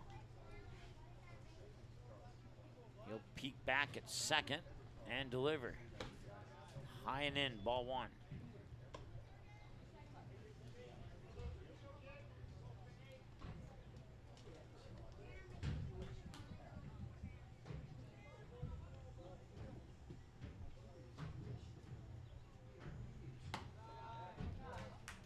Ball 2, so after an 0-2 count, it's now even at 2-2 for number 2, Jorgen Swenson, who's 1 for 2 with a line drive out and a bunt. Bunt single. 2-2 pitch inside, 3 balls, 2 strikes, and a full count here to Swenson with Stanley Belaski on deck. If no double plays happen, we'll see him for sure.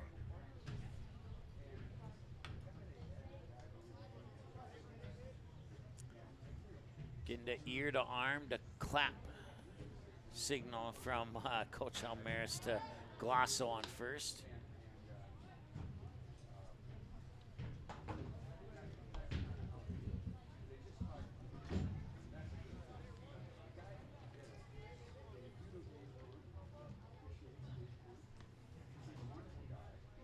One out, full count. First and second, runners on, and a swing and a bouncing ball to third, up to second. Ooh, I don't know.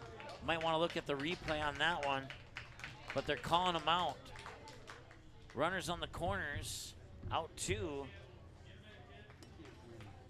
It sure looked like Buffington did not came off the bag there.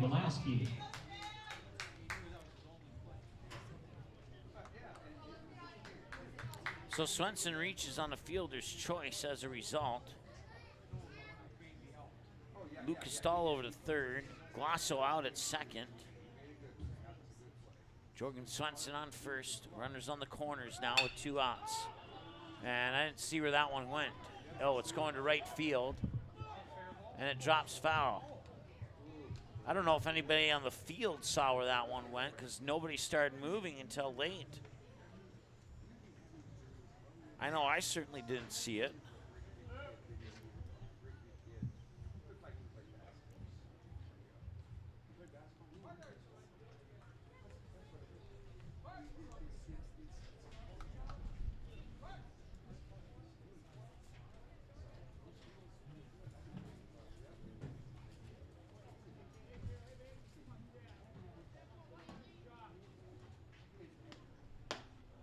Pitch is a little high for a ball, 1-1.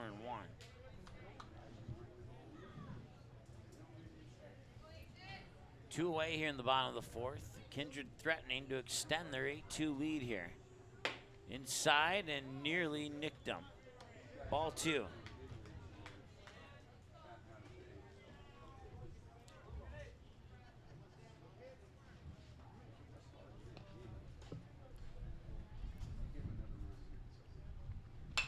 And he'll reach for that, foul it away, and we'll stay right where we're at 2 and, or actually we will go to 2-2. It was 2-1 prior to that.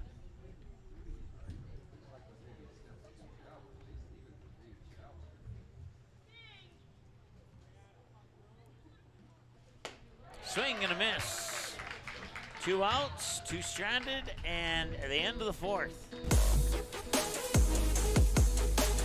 Trey Huzar, James Buffington, Cooper Fuchs, 1, 2, and 3, top of order for West Fargo when we return after the break here on the Magnitude Sports Network. Stay tuned, we'll be right back. Fargo Post 100 Baseball wishes the Stars, Astros, and Comets the best of luck in this year's tournaments. Doolittle's Wood-Fire Grill is an experience that ignites your senses, featuring wood-fired rotisserie cooking. Grilling meat over an open flame creates that savory wood-roasted flavor, while the rotisserie rotation results in juicy and succulent meats. Doolittle's even has an outdoor fire pit that creates a relaxing setting to wine and dine for any occasion. Visit DoolittlesRestaurants.com for a full menu or to make a reservation. Doolittle's Woodfire Grill, 2112 25th Street South in Fargo, or call ahead at 701-478-2200. West Fargo Baseball wishes the Patriots, Aces, and Vets the best of luck in this year's tournaments.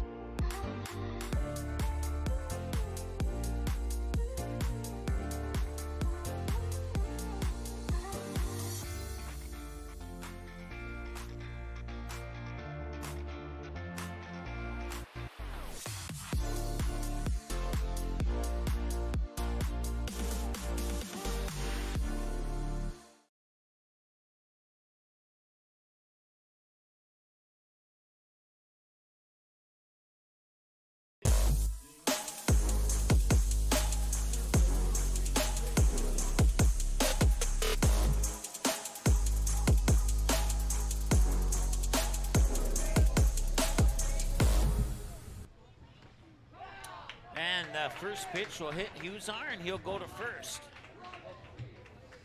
Second baseman, number 4, James Buffington.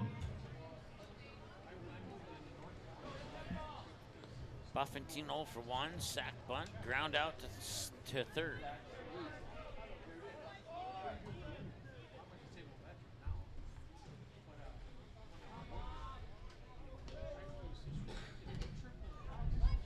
That one's into the dirt for a ball, 1-0.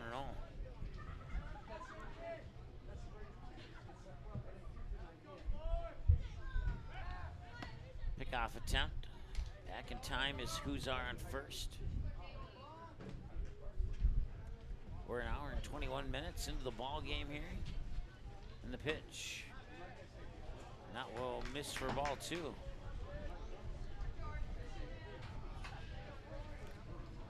It's going to broadcast coverage of this game here between the West Fargo Aces and the Kindred Post 117 Vikings, along with the rest of the tournament. It's brought to you in part by MJ Nipstad Management Solutions, Bar 9 in West Fargo, Healing Touch Chiropractic in West Fargo, Nipstad Farms, Kindred Area Arts Partnership, Boston's Pizza in West Fargo, and Swenson Farms. Third baseman, number 21, Cooper Fuchs.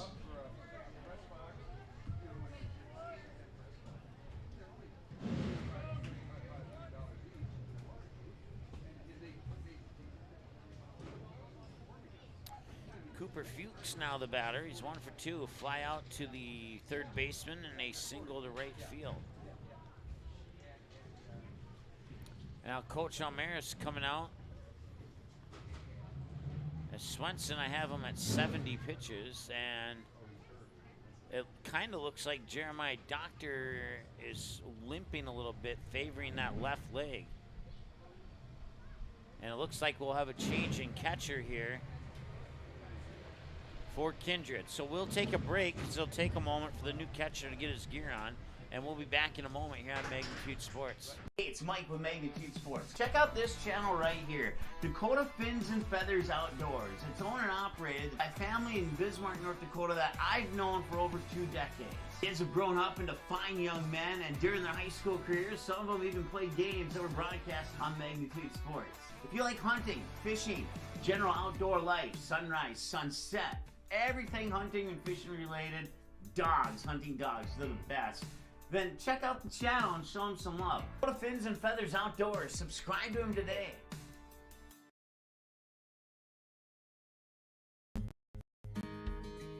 We take great pride in really doing all the research and the work behind the scenes to make sure that our products just work. We have our own staff member that helps pick the hybrids and the varieties that work in our area. It's meant for you, not for somebody 200 miles away. We test our seed locally, we produce our seed locally, so we get to see our production fields, where they need to be, and if they work there. Need seed? Think ProSeed. ProSeed.net, great seed at a reasonable price. Sweet Shots is Fargo's premier golf entertainment destination. Sweet Shots will host your birthday, bachelorette party, corporate events, date nights, or night out with friends and family. Need help with your golf game? Visit with one of Sweet Shots PGA teaching pros. Hungry? They have a full food and beverage menu too. Try your shot in one of 60 climate-controlled hitting suites or one of 5 indoor full-swing simulators that include golf, hockey, hunting, football, soccer, and zombie dodgeball. Make the trip to 3400 James Way South in Fargo or visit sweetshots.com for much more.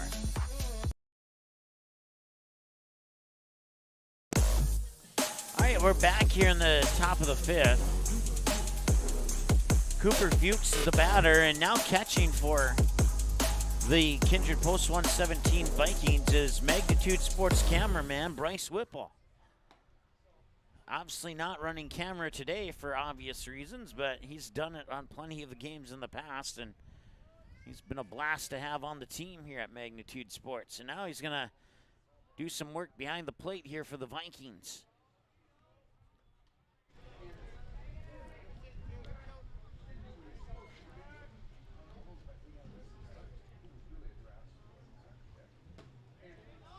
And a strike is called, 2-1.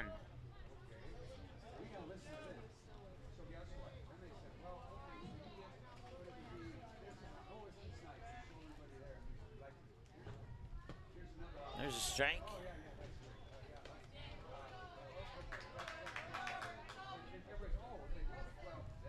Two to Cooper Fuchs. Fly out in a single. 1 for 2 as a result. Full count now at 3 balls and 2 strikes.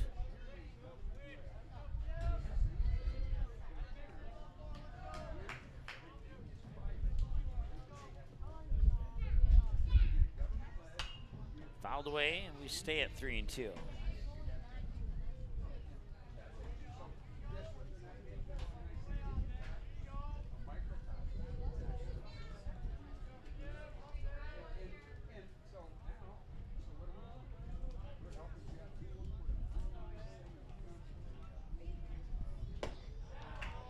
And he walks him. Now put 2 runners on. Hudson Dinger. Hudson Dinger now. 1 for 2 with a strikeout and a double.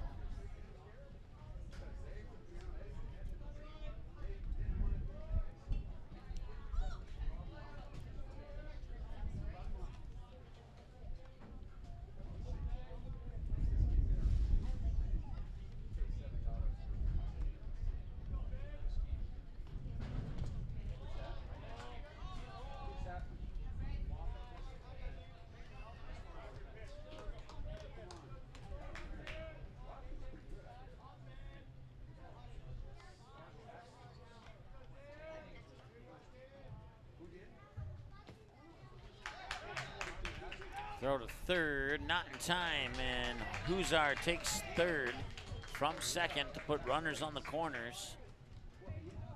2 balls and no strikes here to Hudson Dinger.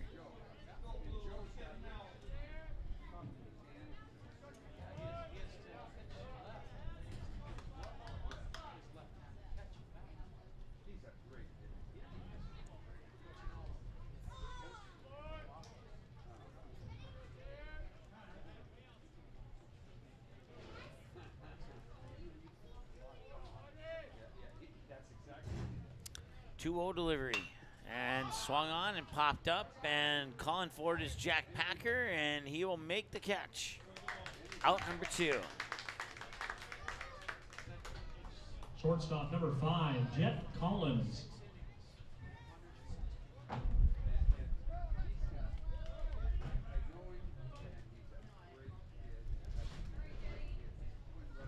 Collins 1 for 2, popped out to the catcher and singled to left field. Left center.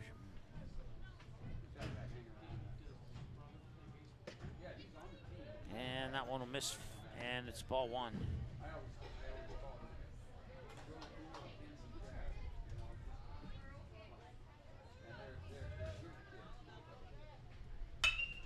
And that is just over the head of Graham Glosso. And that will score Trey Huzar from third. Runners on first and second via the RBI single by Collins, and it's 8-3. So West Fargo tries to stick around. First baseman number 14, Evan Krogan. Krogan struck out swinging last time he was up, but he does have that solo home run to right field on his previous at-bat.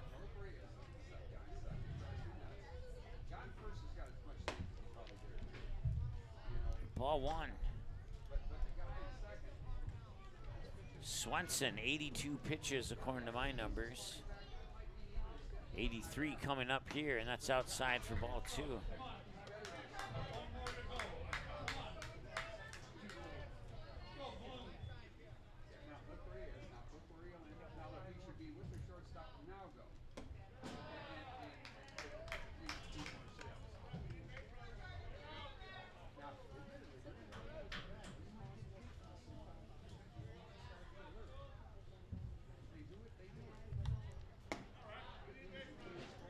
And he walks him. And the bases are loaded for the West Fargo Aces on a 4-pitch walk to Evan Krogan. That brings up Luke Finn, and it also brings Josh Almaris out to the mound, as coach is going to have some words with Swenson, maybe even a pitching change here. It's about that time, and will he reach for the ball? No, he will not reach for the ball. Swenson will stay in for now.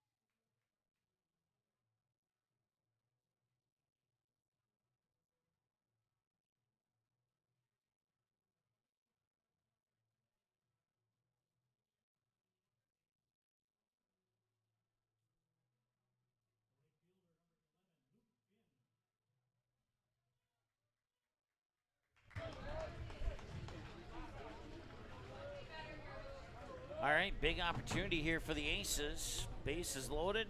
Luke Finn, the batter, fouls it off, strike one.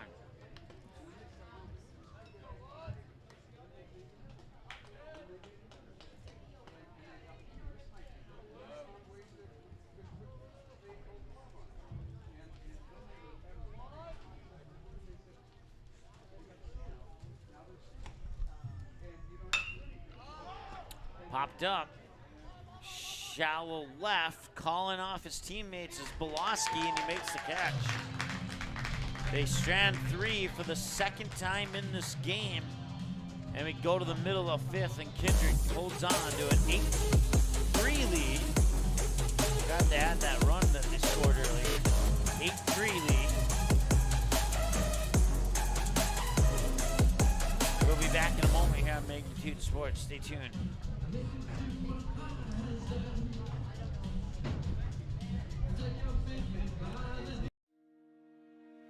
Hi, it's Dr. Tiffany Johnson from Healing Touch Chiropractic in West Fargo. What impact I want to make, how my office is different, how my niche is different, it is all about giving people hope and helping them believe that their bodies were made to heal. Let me show you how your life can change through chiropractic at Healing Touch Chiropractic.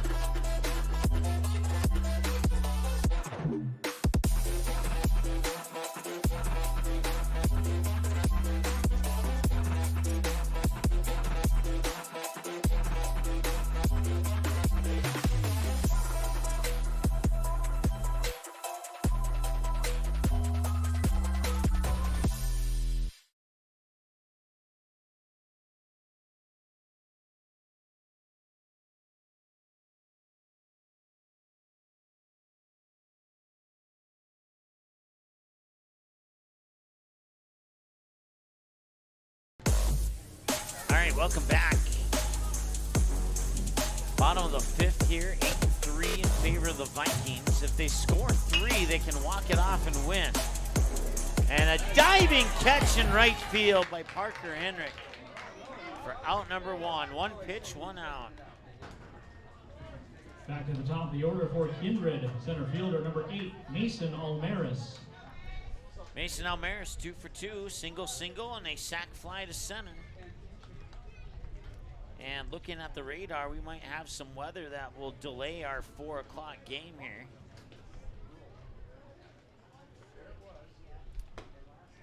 If the radar is accurate, we could have a 5:30 start to our 4 o'clock game. It's a big cell that's going to hit Castleton here in about the next 45 minutes.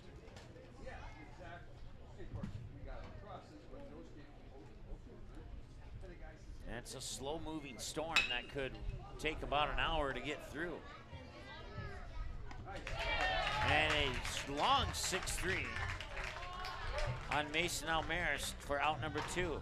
So get this, 2 pitches and 2 outs. The shortstop, number 5, Jack Wold. I take that back, 3 pitches and 2 outs.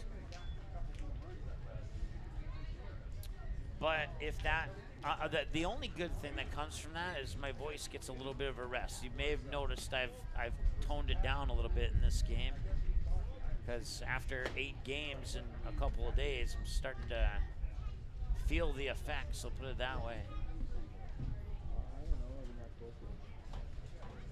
And I only got 1 day off before we have 18 more games in Dickinson after this tournament's done. So I need to pace myself.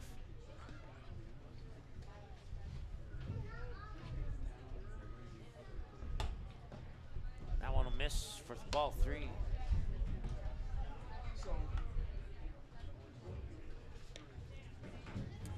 Kindred does have somebody warming up in the bullpen. It appears to be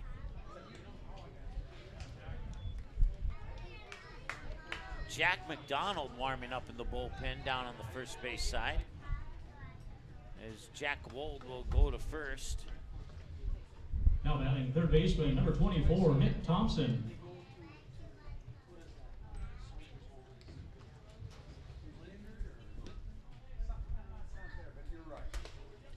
That one pops off the face mask of Westby, and that will allow Jack Wold to go to second.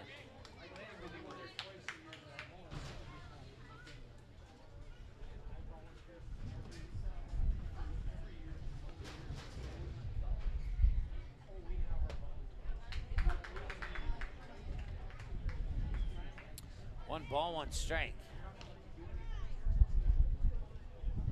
1-1 on the scoreboard, Mark.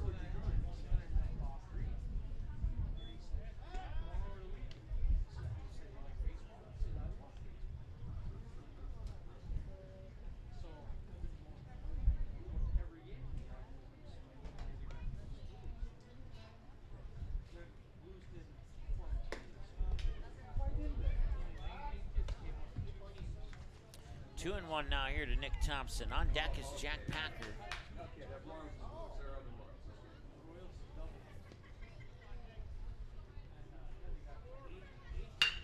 Packer to left field for a base hit.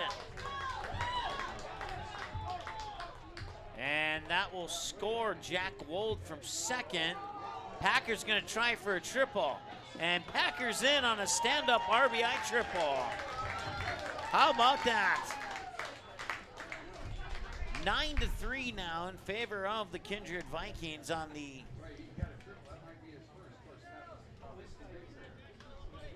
now batting number 45, Jack Packer.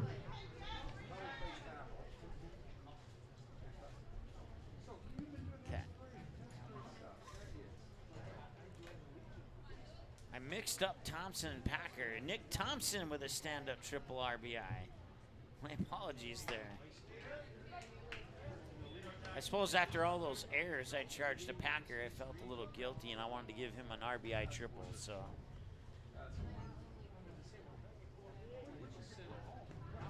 Maybe Jack Packer can do something here. Or maybe he can't. 0-2 so far. Packer 1 for 3 today. Hit the left, fly out to center, reached on an air.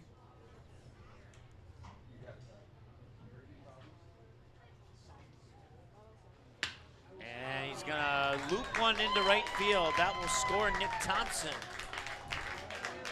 All the way to the wall, and Nick Thompson with an RBI double, or Jack Packer with an RBI double. There, now I'm even. I'm even now. The catcher, number 23, Bryce Whipple.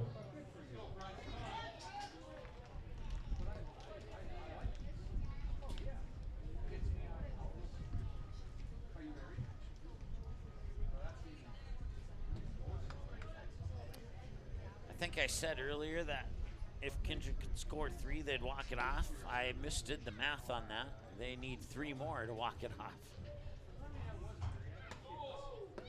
They scored 2 of the original 3 I said they needed, and now they need 3 more.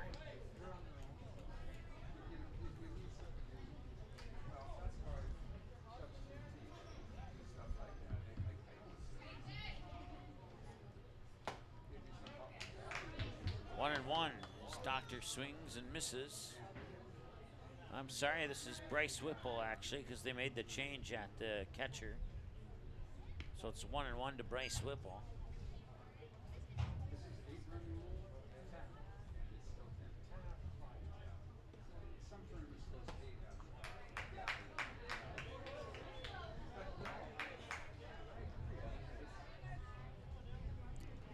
One ball and 2 strikes now.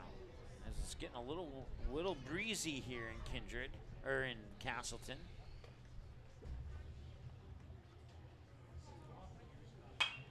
And that one's popped up and pushed away. Now, if we were in Kindred and I said it's getting a little breezy here in Castleton, I would have got an evil eye. But everybody here, when I said that the reverse way, just kind of laughed and ignored me. Which is, I'm fully deserved to be ignored if I call the wrong town the wrong name. 1 ball, 2 strikes, and you make it 2 balls, 2 strikes now here to Bryce Whipple. As I look over my right shoulder out of the press box door, I got some storm clouds building up here to the north of the baseball field. And according to the radar, that should be here in about 40 minutes. So this game will likely finish, and we'll see if we get started on the next one early or not. I don't know if they would start it early and risk having it postponed or not. Whipple reaches via hit by a pitch, and depending on how much rain comes from that storm, we might have some field maintenance to do as well. Second baseman, number 7, Graham Glosso.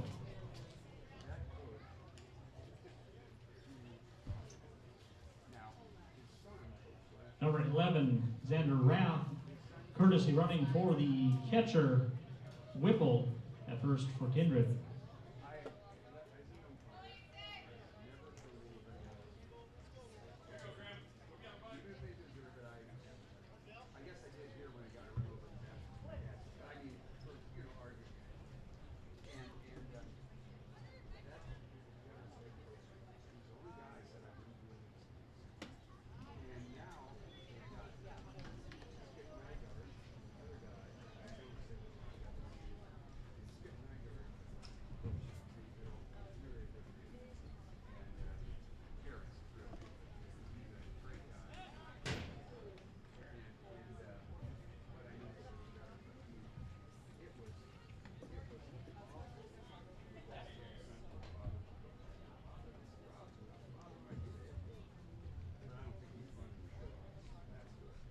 Graham Glosso, the batter, by the way. I forgot to mention that. Swing and a miss, strike 1.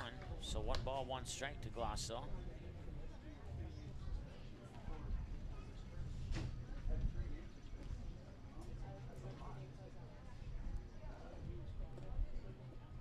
One. And that one hit up high, going deep, and not deep enough. Trey Hussar is going to be there for the catch. That will strand 2 on base. That ends the 5th. 10-3, the Vikings have the lead. And we go to the 6th after 5 complete on the Red Baron scoreboard. It's the Kindred Post 117 Vikings 10, Fargo Aces 3. We'll be back in a moment here on Magnitude Sports. Stay tuned. Be right back. Boston Pizza harnessed Fanalytics to help optimize no-look dipping. Ooh! Making adjustments so you can stay focused on the game. The playoffs at Boston Pizza, powered by Fanalytics. At Boston's, we make crowd pleasers. Like this. Yes. Woo! And these. So good! And definitely this. I love you! Woo! Stop by or book your catering order online and we'll make you a fan.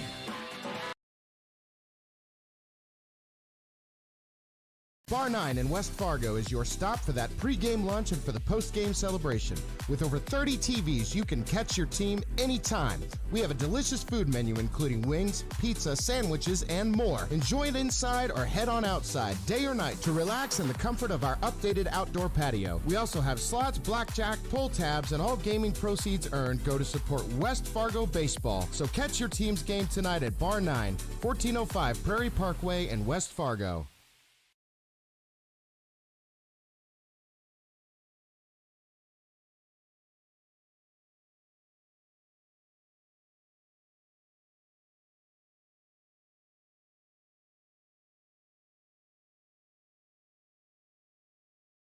Hey, it's Mike with Magnitude Sports. Check out this channel right here, Dakota Fins and Feathers Outdoors. It's owned and operated by a family in Bismarck, North Dakota that I've known for over 2 decades. Kids have grown up into fine young men, and during their high school careers, some of them even played games that were broadcast on Magnitude Sports. If you like hunting, fishing, general outdoor life, sunrise, sunset, everything hunting and fishing related, dogs, hunting dogs, they're the best.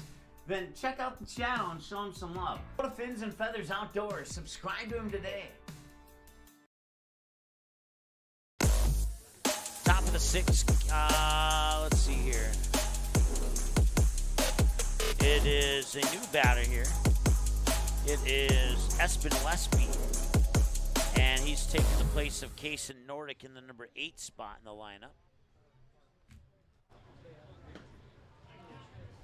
1 ball, 1 strike.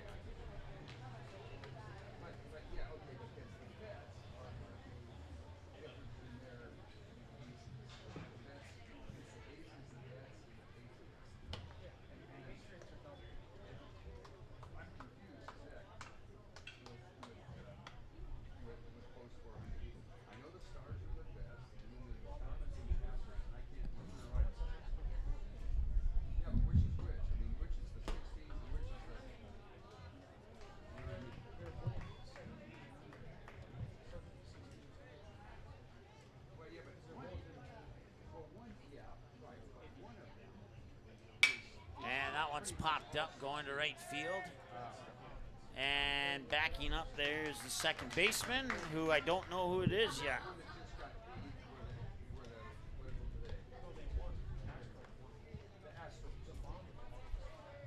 Now batting number 6, Axel Anderson. Kind of looks like number 7, but I can't quite tell. Okay, let's see here. Let's take a look at the game changer.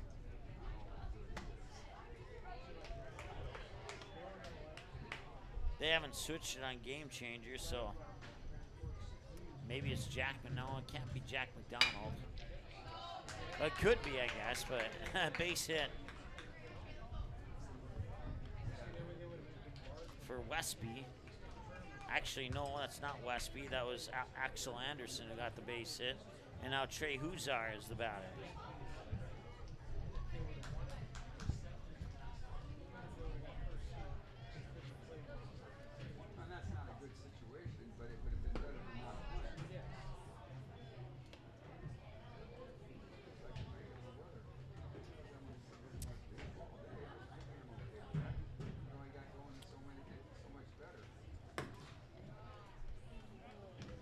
Now batting center fielder number 3, Trey Husar. All right, runner on first with 1 out. And a line shot that goes foul down the first base side.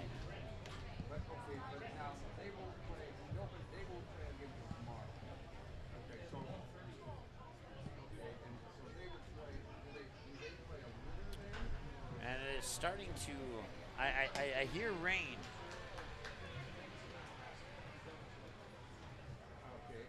Yeah, that is definitely rain. I don't see it, but I hear it. And a ground ball to Jack Wold. Over to second, he's safe. And the head first slide by Anderson kind of clipped the feet of Glosso, and he's slow to get up. Second baseman, number 4, James Buffington. Glosso showing some good sportsmanship there, giving Jack Wold a pat on the back. And now Coach Almayer is going to come out and just double check on things as well. Hey, man. Hey.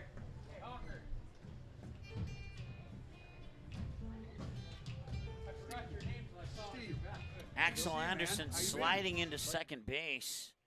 And when the throw went up towards second, Graham Glosso got in position to make the catch and turn and throw to first for the potential double play opportunity. And Axel Anderson's head first slide ended up clipping the sneakers of Graham Glosso, and he went down to the ground immediately. And everybody's walking away, and Glosso stretching out his left leg. And that is good to see. Glad that it wasn't anything serious.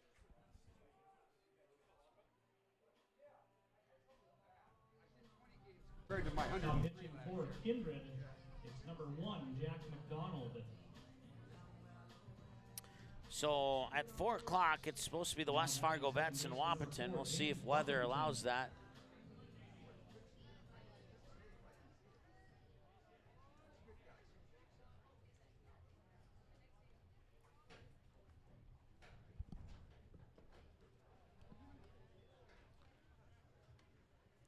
One ball, no strike.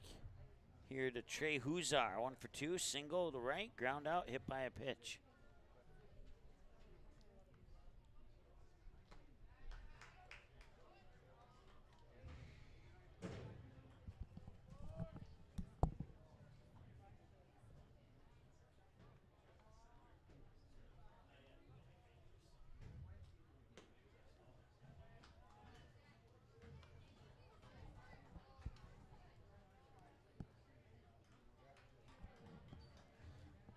I have not been able to confirm. I actually stepped outside just for a moment here that it's actually raining, but like it certainly sounds like it is.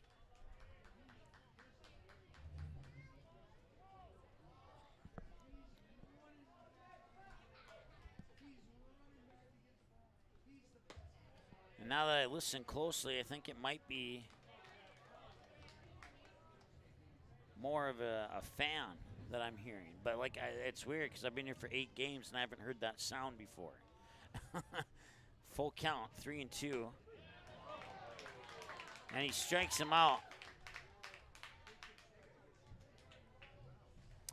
That's another strikeout on the Gordy's Travel Plaza strikeout counter for the Kindred Vikings. First one for Jack McDonald. And now stepping up to the plate is Cooper Fuchs.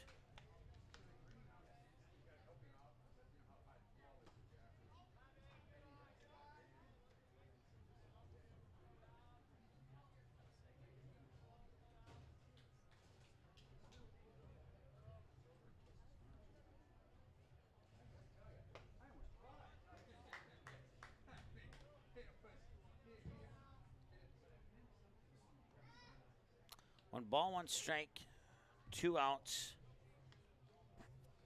Cooper Fuchs, the batter. Hudson Dinger on deck. Scheduled batters for West Fargo. That is 3 and 4 in the lineup for the Aces.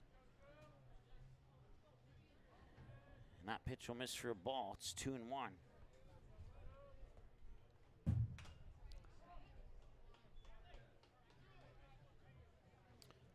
So it's officially not raining, at least not yet. It's just a weird sound that I haven't heard before that kind of sounded like rain pelting the top of a metal roof. 2 and 2 the count.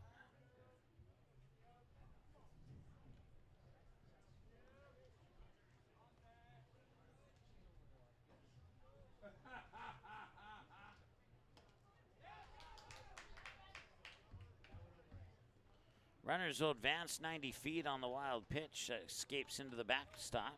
We'll call it a pass ball.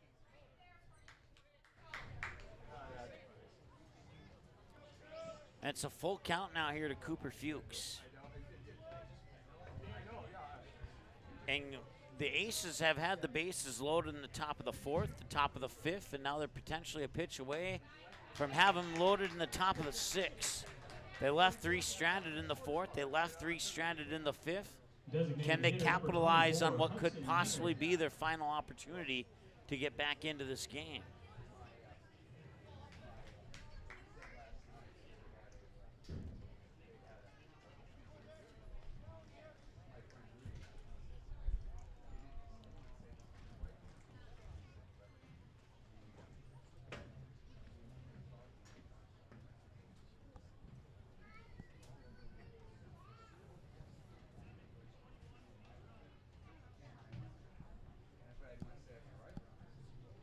Courtesy runner at first is Caden Rademacher. Number 7, Caden Rademacher, courtesy running for the Aces at first.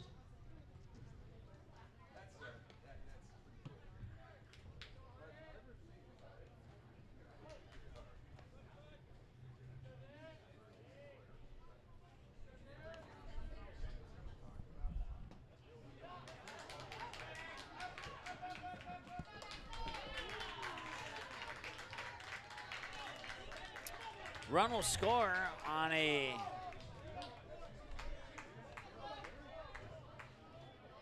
that's Axel Anderson coming in to score on a wild pitch. That opens up first base, puts runners on first and second, or second and third, excuse me.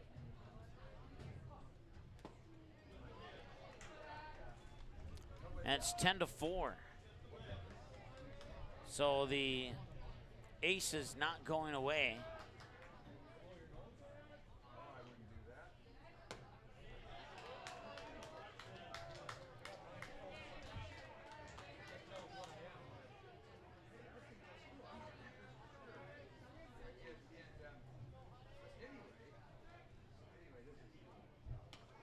And he went too far on that swing, and the first base umpire will agree with me. And that is a strikeout, and now in the inning, they leave 2 stranded. They get 1 across, and we go now to the middle of the 6th. We're 2 hours into this game, 5.5 complete. We'll be back with more in a moment here on Mega Cube Sports. Stay tuned, we'll be back.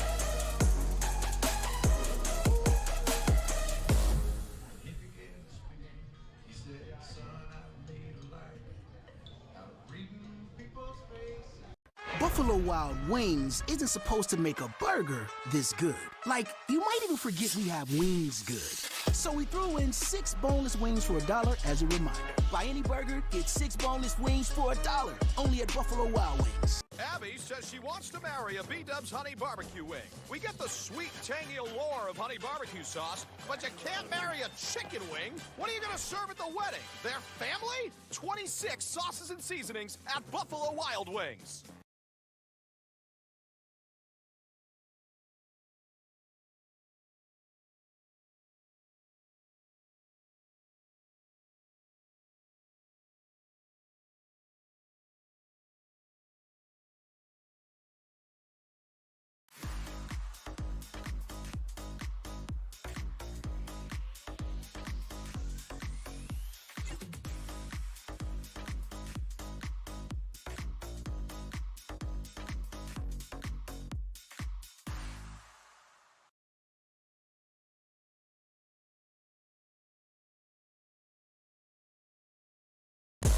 All right, welcome back. Jorgen Swenson leaded off here in the bottom of the 6th for the Vikings. Now batting for Kindred, number 11, Xander Rath. I'm sorry, it's Xander Rath. Made a mistake.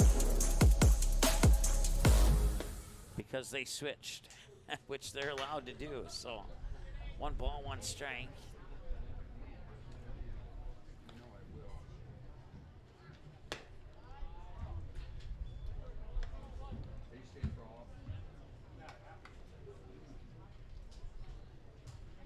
Two and 1 the count.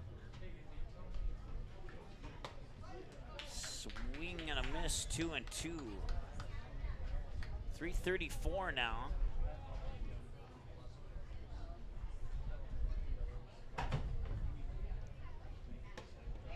And a swing and a miss for out number 1.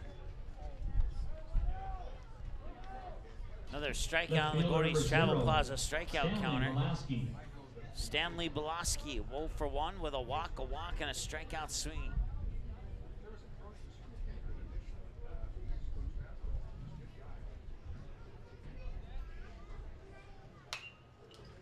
Fouled back for a strike, 0 and 1.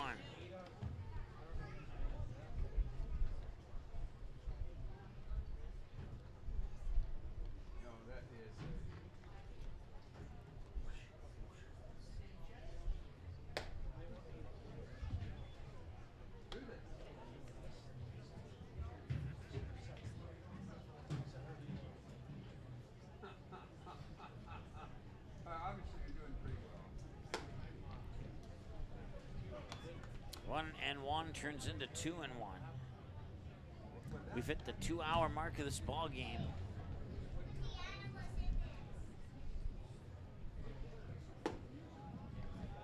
And that one will drop in low for 3 balls and a strike.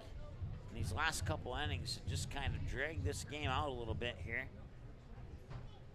with several walks and the Aces getting the bases loaded in the last 3 innings in a row. And here's another walk. Jack McDonald's scheduled batter. Will it still be him? Now batting the pitcher, number 1, Jack McDonald. Yes, it will be Jack McDonald.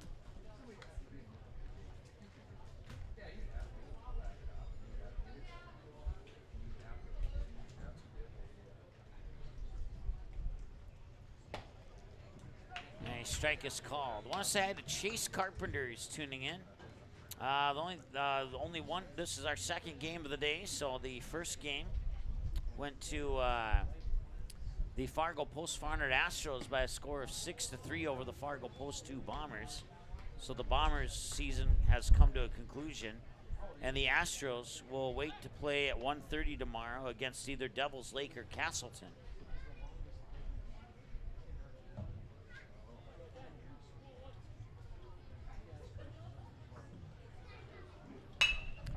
And a line drive up to second into center field. They could have had a great play there, and it fell apart.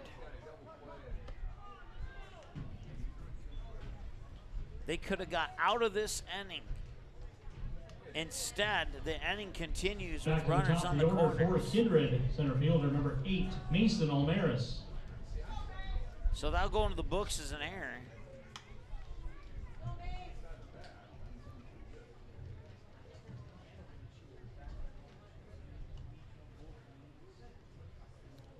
Mason Almaris now the batter.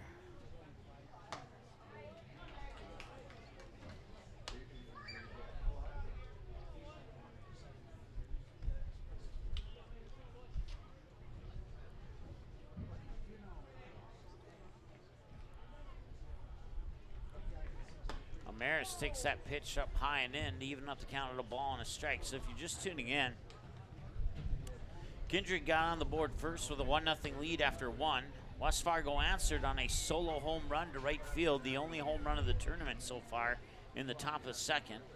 Kindred responded with 3 more in the bottom of the second to take a 4-1 lead. That lead would carry over into the bottom of the third when they would double that up to from a 4-1 to an 8-1 lead. West Fargo would get one back in the top of the fourth, 8-2. 8-2 would be the score going into the fifth when West Fargo would get one more to make it 8-3. Kindred would get 2 in the bottom of the fifth to make it 10-3, and now West Fargo got 1 in the top of the sixth to bring us to our current score, 10-4. And that one, no, he did not make the catch. It rolls all the way to the wall. Pulaski scores. McDonald from first, he scores. 2 more runs are in, and it's 12-4. On a 2-run double by Mason Almaris. The shortstop, number 5, Jack Wold. We're at 2 hours and 4 minutes now, and Kindred keeps scoring runs. But West Fargo being the pest, not allowing themselves to be 10 run, at least not yet. And that's always a good thing if you don't get 10 run.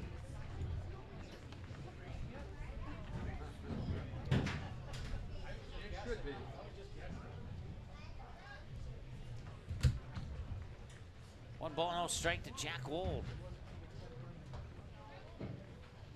And Wold gets hit by a pitch, and he'll go to first. And for the first time in 2 hours, I can say the winning run is on base. Third baseman, number 24, Nick Thompson.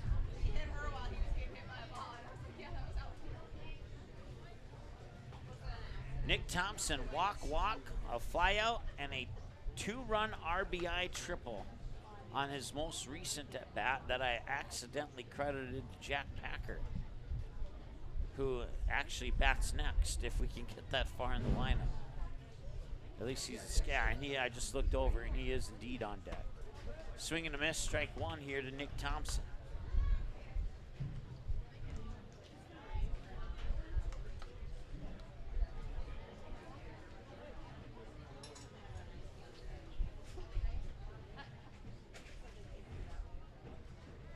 Runner goes, throw to third, the ball comes loose, no throw will be made. Runners advance 90 feet, 2 runs in scoring position now.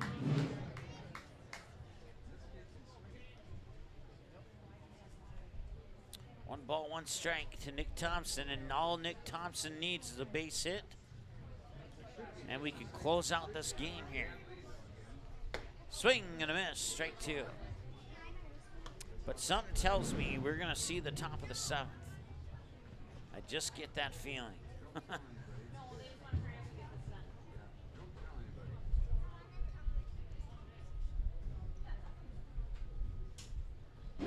Fouls it away, and they'll stay at 2-strike count.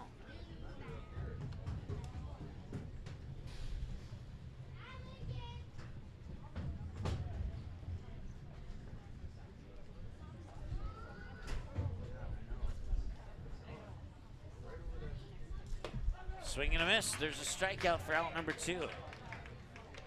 First baseman, number 45, Jack Packer. That's the 3rd strikeout for West Fargo pitchers on the Gordy's Travel Plaza strikeout counter. We're at 2 hours, 7 minutes. Time of the ball game now.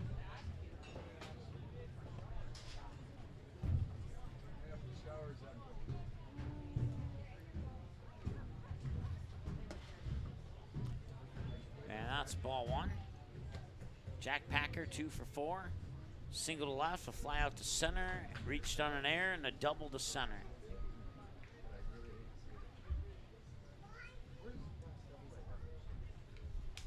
Swing and a miss, strike 1.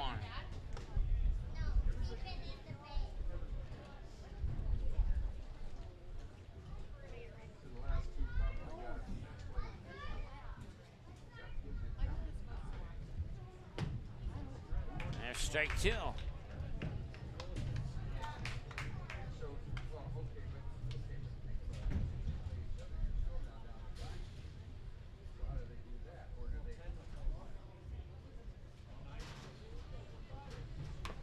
And he'll hit him.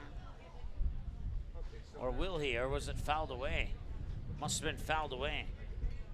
Must have hit the bat and not not Jack Packer.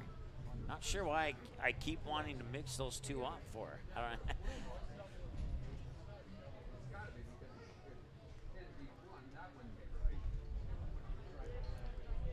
Luke Finn with his 69th pitch right here. High and in, ball 2. Can he finish the 6th on his 70th pitch and leave those 2 runners stranded? We'll find out here in about a second or 2, or 3, or 5. Swing and a miss, and he got him. They strand 2 on base. And we go to the end of the 6th. Jack Collins, Evan Krogan, and Luke Finn. Top of the 7th, 3 outs. They need at least 8 runs. We'll see if they can get those when we return after the break. Yeah, Magnitude Sports. Stay tuned. Bar 9 in West Fargo is your stop for that pregame lunch and for the postgame celebration. With over 30 TVs, you can catch your team anytime. We have a delicious food menu including wings, pizza, sandwiches, and more. Enjoy it inside or head on outside, day or night, to relax in the comfort of our updated outdoor patio. We also have slots, blackjack, pull tabs, and all gaming proceeds earned go to support West Fargo baseball. So catch your team's game tonight at Bar 9, 1405 Prairie Parkway in West Fargo.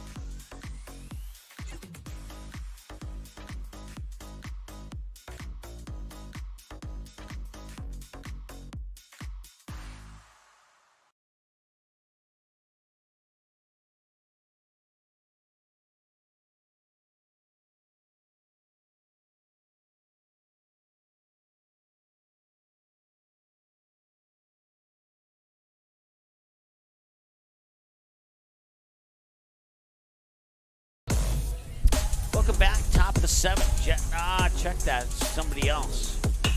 And it is number 10 going to left field for out number 1.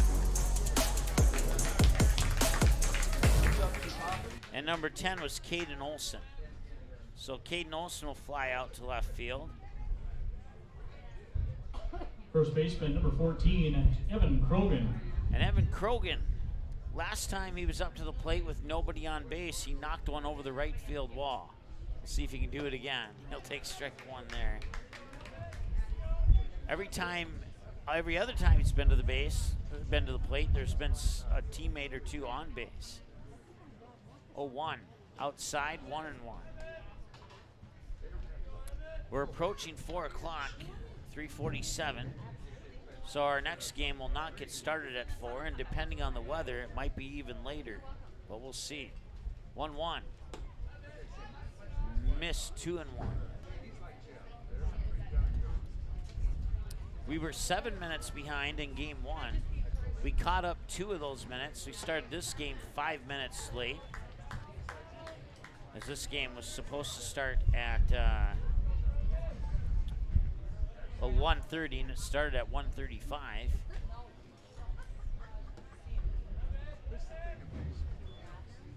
And now a full count here to Evan Krogan.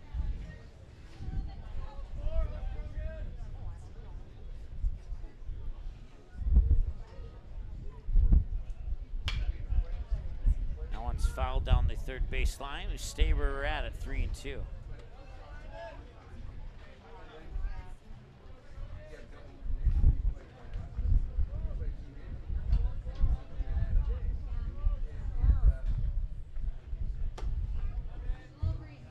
And he'll walk them. And can the Aces load the bases one more time? They did it in the 4th, they did it in the 5th, they did it in the 6th. And now with 1 out, they have a runner on. In the 4th, they left all 3 runners stranded. In the 5th, they left all 3 runners stranded. Courtesy running at first. In the 6th, they got a run across the plate and left 2 Pinch running stranded. for number 14, Evan Krogan at first for the Aces.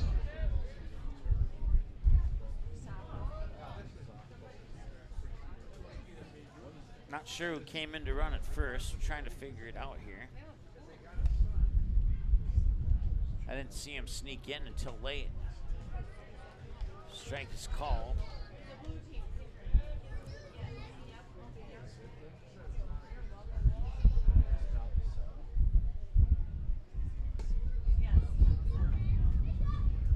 Swing and a miss, strike 2. Let's see if we can figure out who's on first here.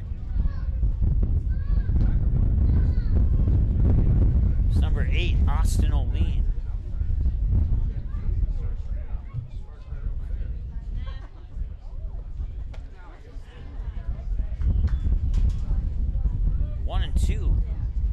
So Austin O'Lean running on first base. Luke Finn, the batter, I think. Okay. And the wind's really starting to pick up now. It's very gusty. And that's a base hit in the center field. And now runners on first and second. And they're a walk or base hit away from loading the bases for the 4th inning in a row. But they haven't had much to show for it. The catcher, number 9, Espen Westby.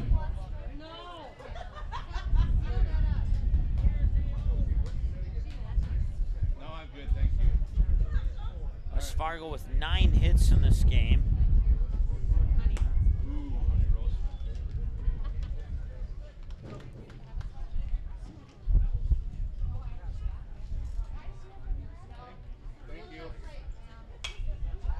Now it's popped up. Chance here for Whipple, and that one will hit the roof and will stop play.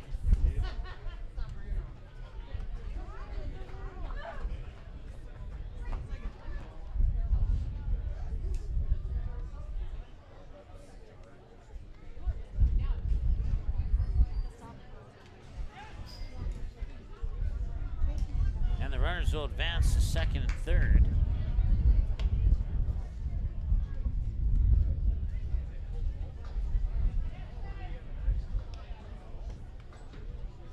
Two and one.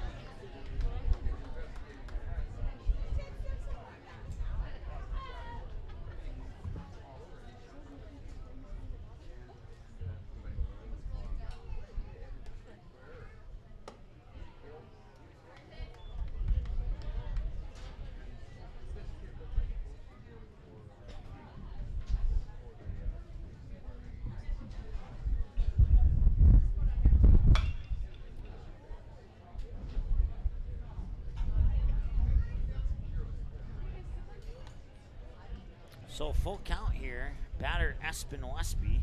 0 for 1 with a flyout last time he was up.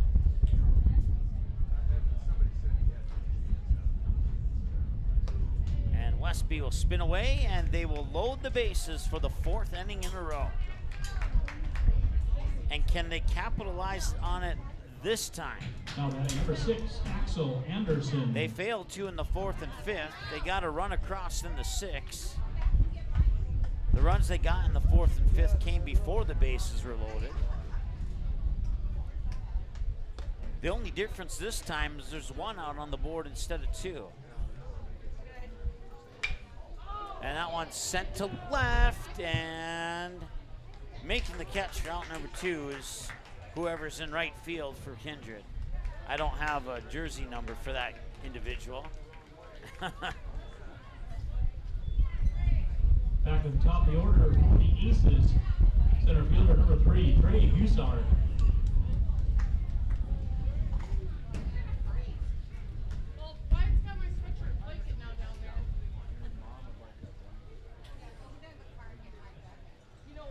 So Axel Anderson, or wait.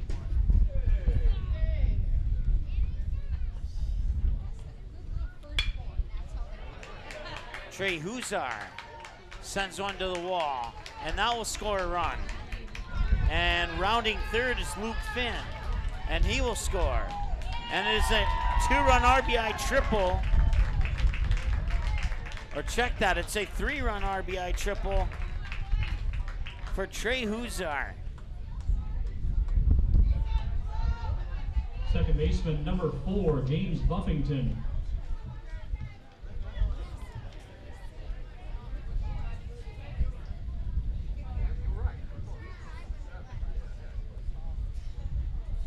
all of a sudden it's 12-7, and that deficit doesn't look as bad, even though there are 2 outs on the board. We're at 2 hours and 19 minutes, and the West Fargo Aces are not giving up.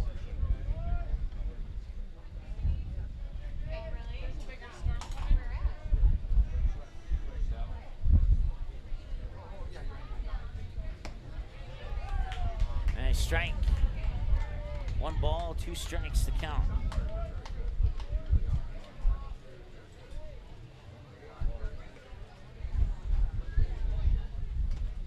He tipped it foul, and that's the end of the game.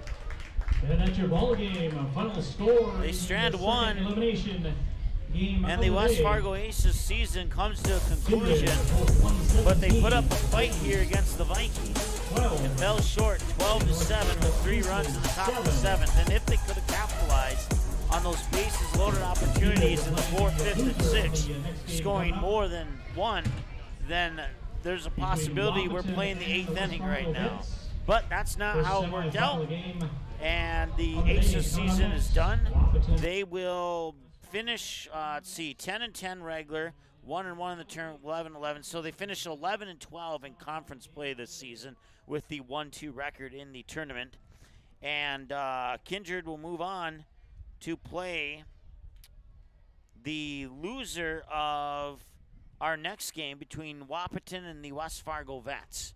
And that game is scheduled for 4 o'clock. It will not be happening at 4 since that's 4 minutes from now.